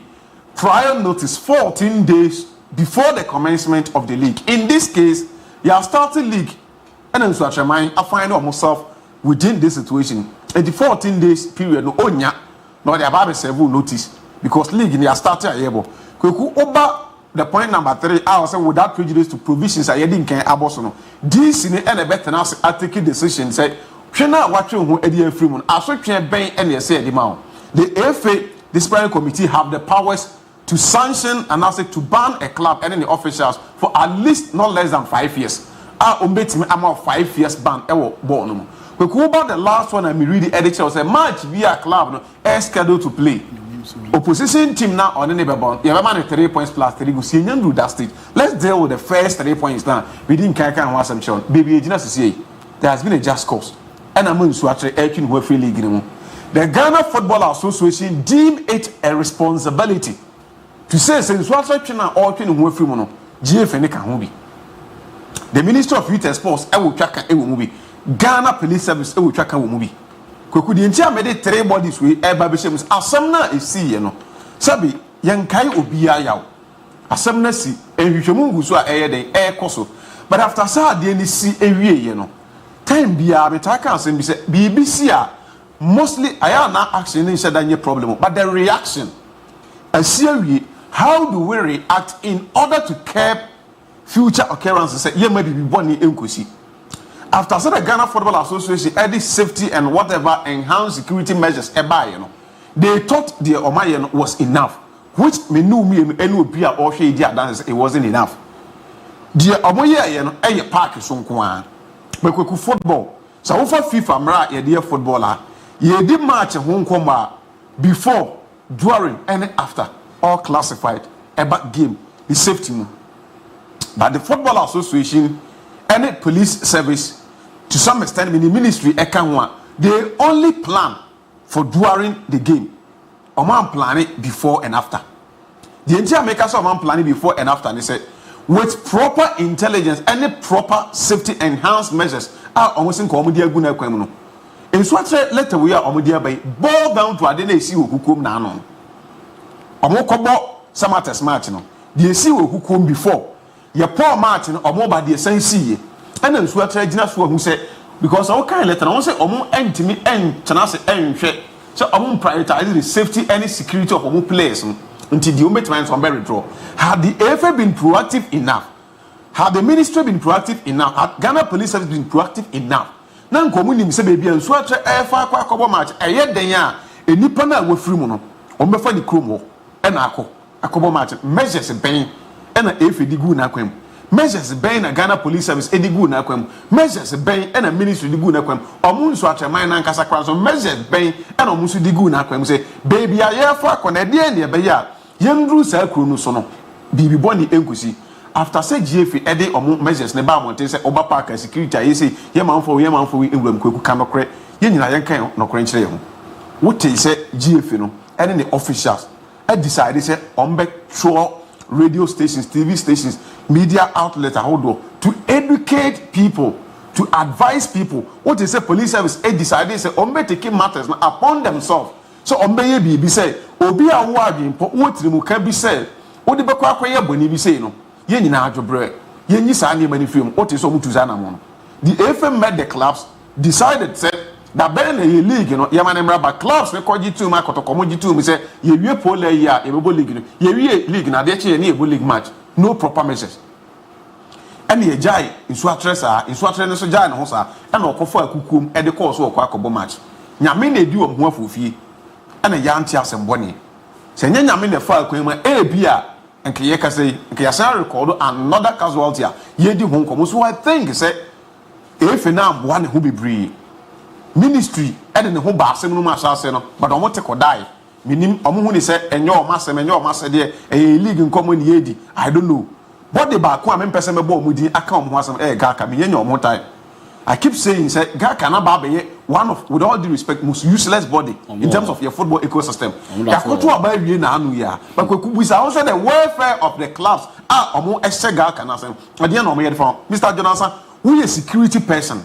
senka wo de ye po obi na ode ne nesi fam and make sure say your class no safety and you well ensure that because of your background as a security person and you senka wo na wo hwe with oga can to make sure say member association o me okay kweku ne eja o musa and nsu atre fa kwan so baby amede Ghana Police Service e ba de ne munye kweku after sad ni see ye no minim I did not listen to colleagues senior journalists and obia but we said it on this platform. Ghana Police Service have a role to play. A man for Timmy Jinaho, and the camera so almost a threatening of what say, ye can we be kumu. Nekweku, how many days ni? Kikako almost 1 week. But see, by this time, no statement from the AFA, no statement from the police service to say you are launching investigation into that matter. So we are training. And I'm who video amount for threatening mo. Akas yenyamo ayebekumo. Yenyamo yebe mu say for 1 week.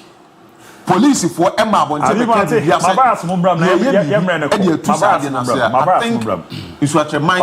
I would duty say obekeno. Edia free league. And I support your decision. Kuku na dey na make say me nua bi me busu ene bi so ataka my friends o mra fi. Wa ase enko ye ko hwema me na ma show nya. Abu there be each time me hete na me catch us ye football krum ha.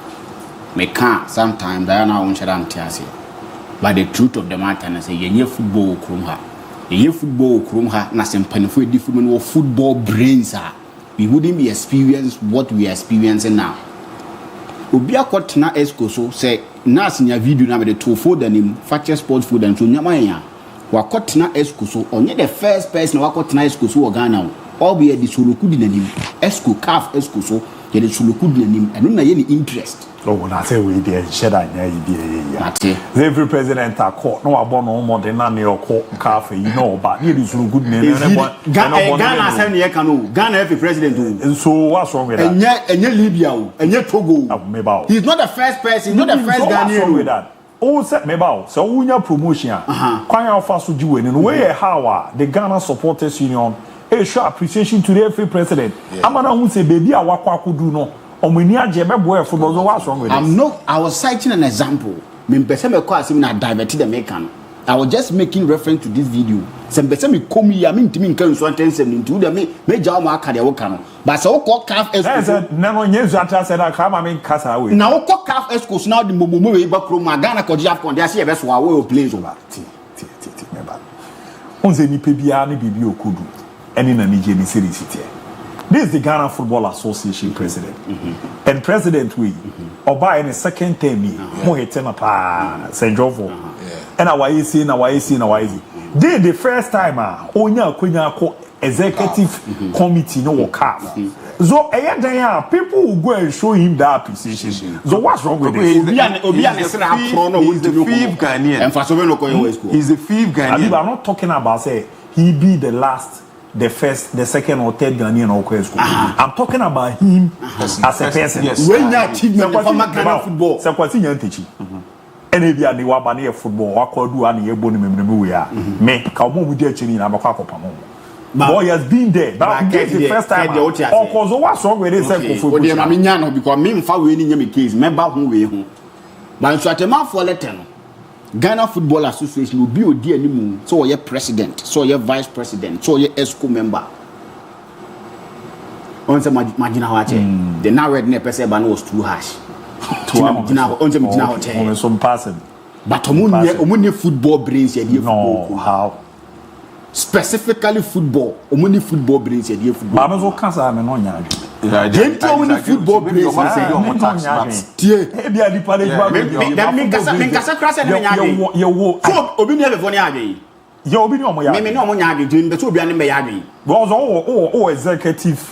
Executive committee members. Now, I suppose you also. Loziko also. Dr. DIABY also.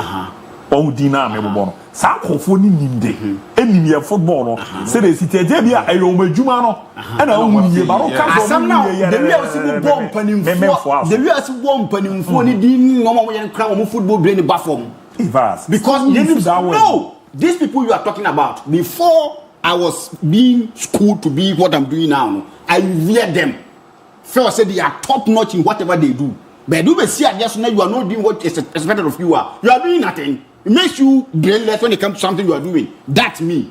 So, for no near be a negative. Oh, yeah, doctor. May say, oh, yeah, doctor. You have to health. Now you can't even provide simple medicine for people to survive. Are you being a doctor? Ricardo, the all kind of materials you. Baron says, who did you pay to us and yes, your papa and your born. At least those Kofuna or Kanisi or mobile Munya, the Papa Biama Ghana football. No more Mayama Ghana football, no, a self beneficiary. That's what I see. And my football, my yard, oh, okay. But this case, Oman handling the way they need to handle it. Also, I love you too. So what I'm doing and what I'm saying is equally on this matter. Oh, okay. When I mark for baby. This matter na me Charles Adiwe no. Omu football bring some for me. Because Sasem si who teams at the man for Pierre now or say a ya woman for mu every for now who's a Omunim. And they were thinking of say immediately enter Ghana football. So even the decision to say yes, here pull on the 6th of March, on the 7th and 8th of March about Ghana football was a disrespect to the guy. And the felt say it won't win and inform. At least you give him grace period. Say well, one quarter kakra. And do you think say name tina kukum for the attacking so the man for? Yes, you are going to say well, now see a month and nobody had the opportunity to tell to a man for say don't go into a branded bus. It's a recipe for disaster. Nobody thought of it. Then move on away more saying. And there was no security person in the bus. Security protocol in enhance whatever in a stadium. On the road, there is nothing like security enhancement. About that, more comments is as a police escort, as a car too, a free crowd. And then you edit to someone. I don't stop it. I don't say, and they say, and I said, guess what? Into a deal into a man for I know. And you can't say, he be a for no from so more send no decision. Panimu crowd but fast half on a friends to a man for so moon memorable league no. Assembly on people one country no. Because one new one quang. It's a man for Bobo Samri.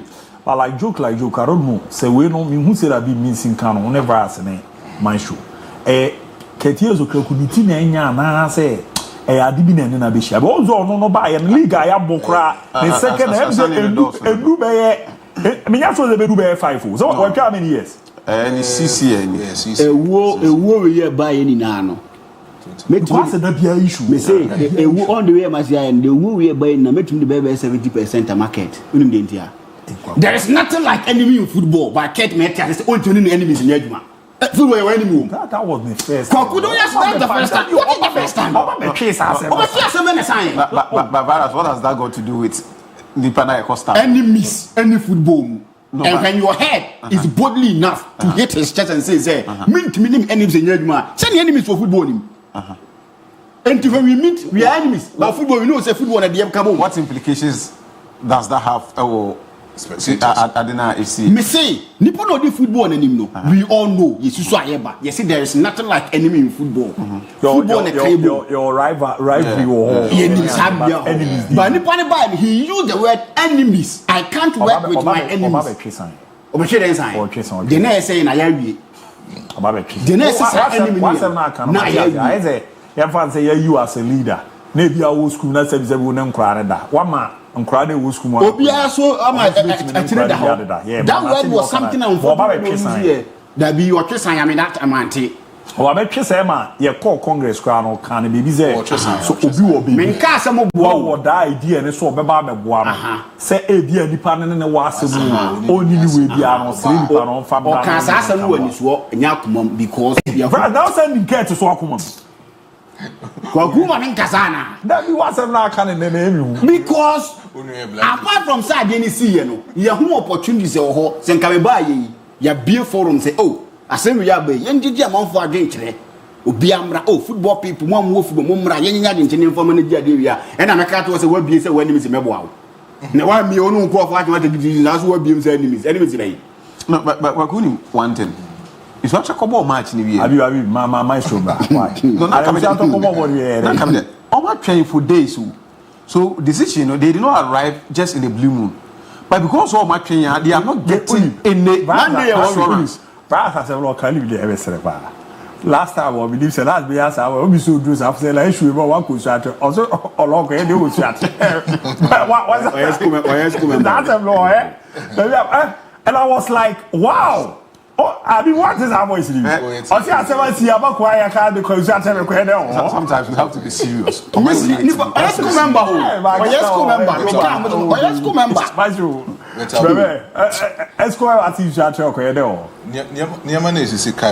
Ghana football.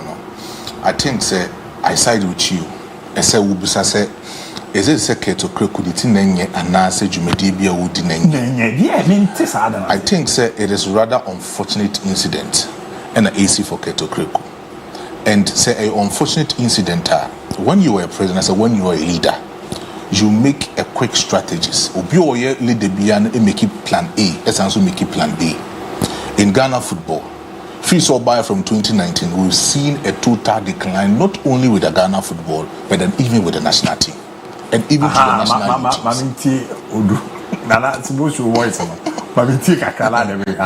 Last year, a criminal act, and it should be dealt with as such. In Suatrama, in Suatrama, I be a wajat with Solokum.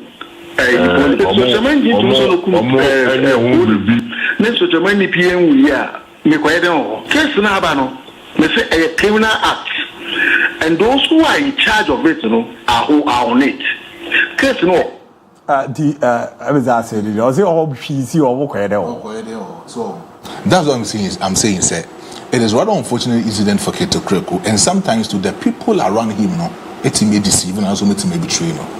Asema Safu Drew Eken.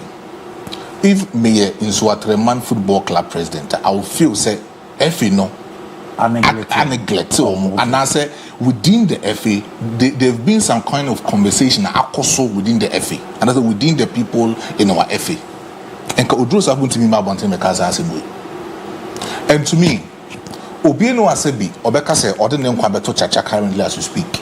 Because Pole Wuna Wuno, who a woman not all support a football club. Me so. Say in Swatreman incident ne see together with Kotoko football players no means also on the field of play. Say a bomb match, na incident is na players attending the football match into banter no more. Fine.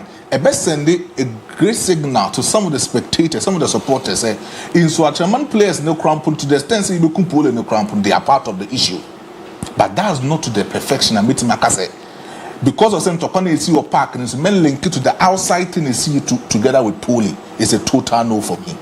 But say in Swatreman Football Club president or management team here, I think that is the best decision ever. Oh my, in the Ghana football. Best decision ever. The best decision. The best decision. Because football na Ghana football na yebono. Since Swatreman winning even the Ghana Premier League now, and I say or even qualify so or either Confederation Cup and I say Champions League. Sika saying na in Swatreman ebitiminya edi free so. If you league na yebono, sika saying that so. Last season, almost Africa. But so almost MTN Africa. Very good. But so almost the kind of money for it spending or African. Because ultimate return in the back, ultimate in the back. Oh, that no. Yeah, confirm. I draw confirm. I saw say score this shit team. Onyam Fasubia. Very good. Onyam Fasubia. The only. The biasa no workers. The biomio football. Onyam so hard. Adia unyas ko kofe. Then I will invest emotionally, spiritually, economically. Sometimes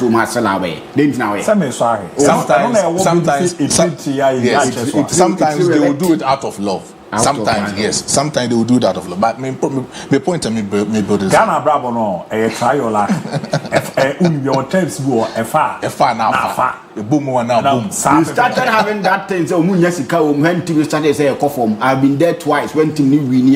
He was able to give every single player 5,000 Ghana cash out. A while we share Kotoko last season 550 million player be 1 or 2 years Ghana. So Varas.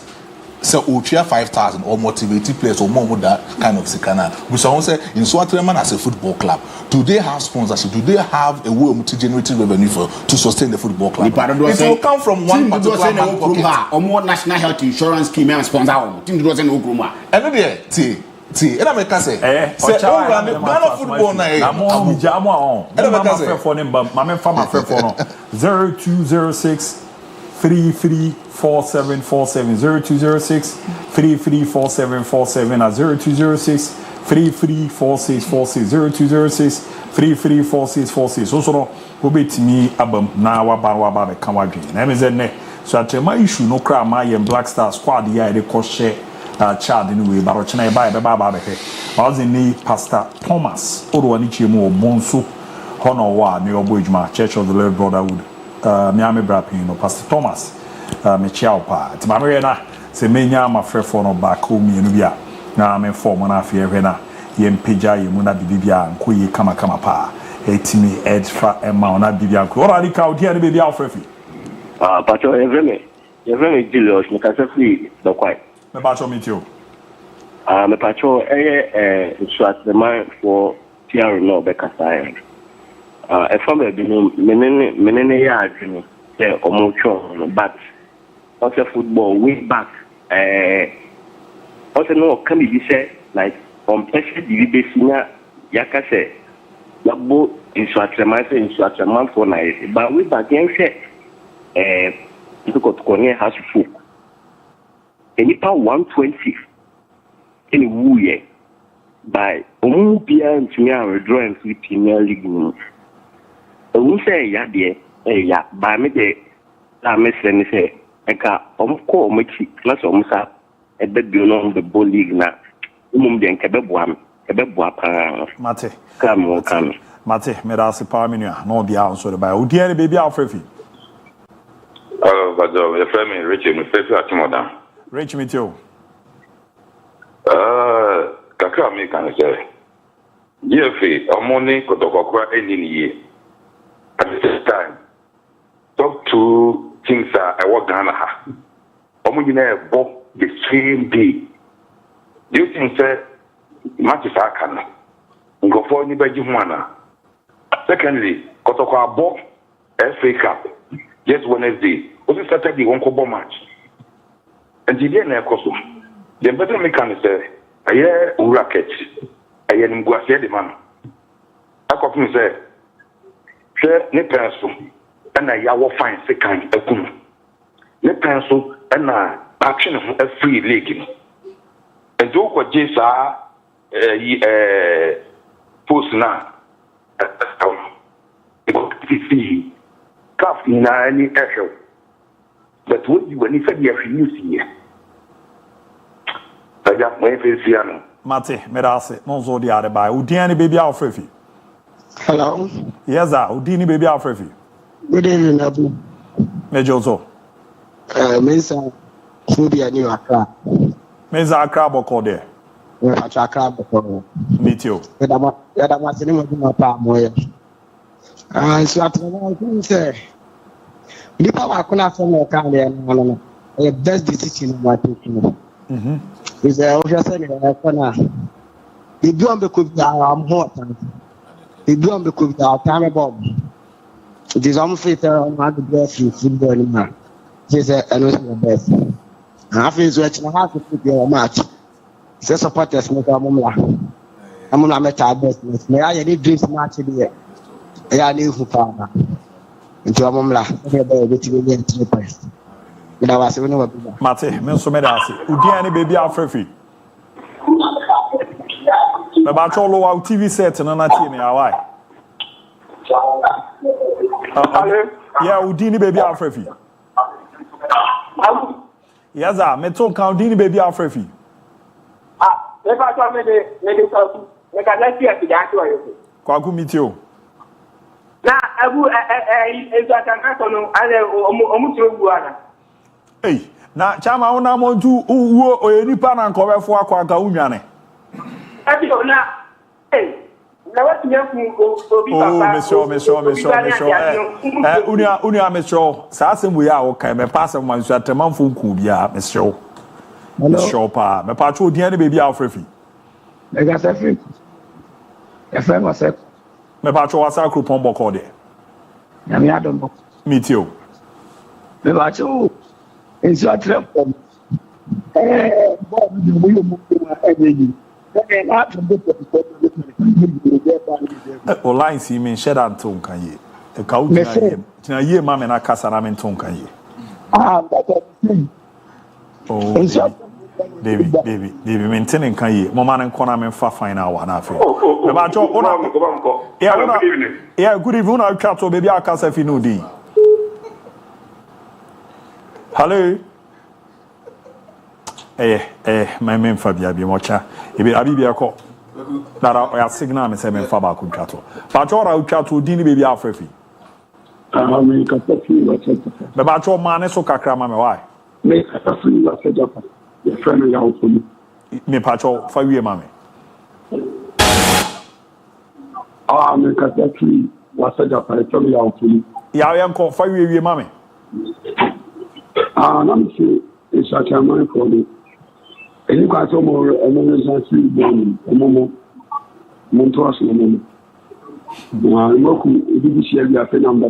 Oh, yeah. That men phobia crab. Sa yi allegation no ana. So atreman phone ku biase. Here biase ne sere musiba babeta e chibo amane makwe badge digital cell light and afi JT college and afi so no amuzu P heba Miss Channel D4 Samuel Spiritual Center. Here omu nyina se abi bia ko final word na here 30 seconds ne ko. Now, we still have time to deal with this issue. My sure call now member family player mention on the uncle. DIABY.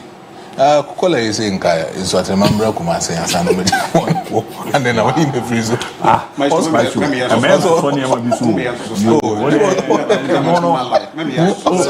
jokes are very expensive. Yeah, but you shouldn't go how? What am I target to be so? Meanwhile, the dear cousin Pane Renault Senegal.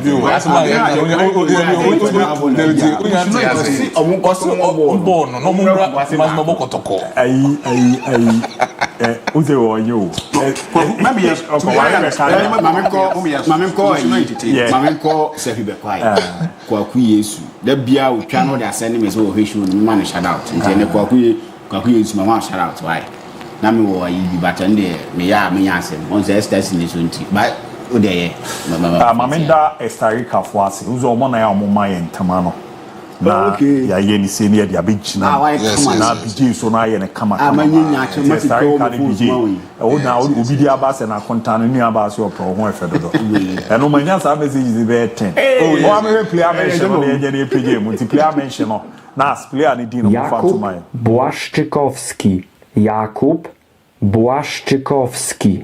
Jakub Błaszczykowski. Jakub Błaszczykowski. Ja widzę wiku jest foul. Wiku ana za foul.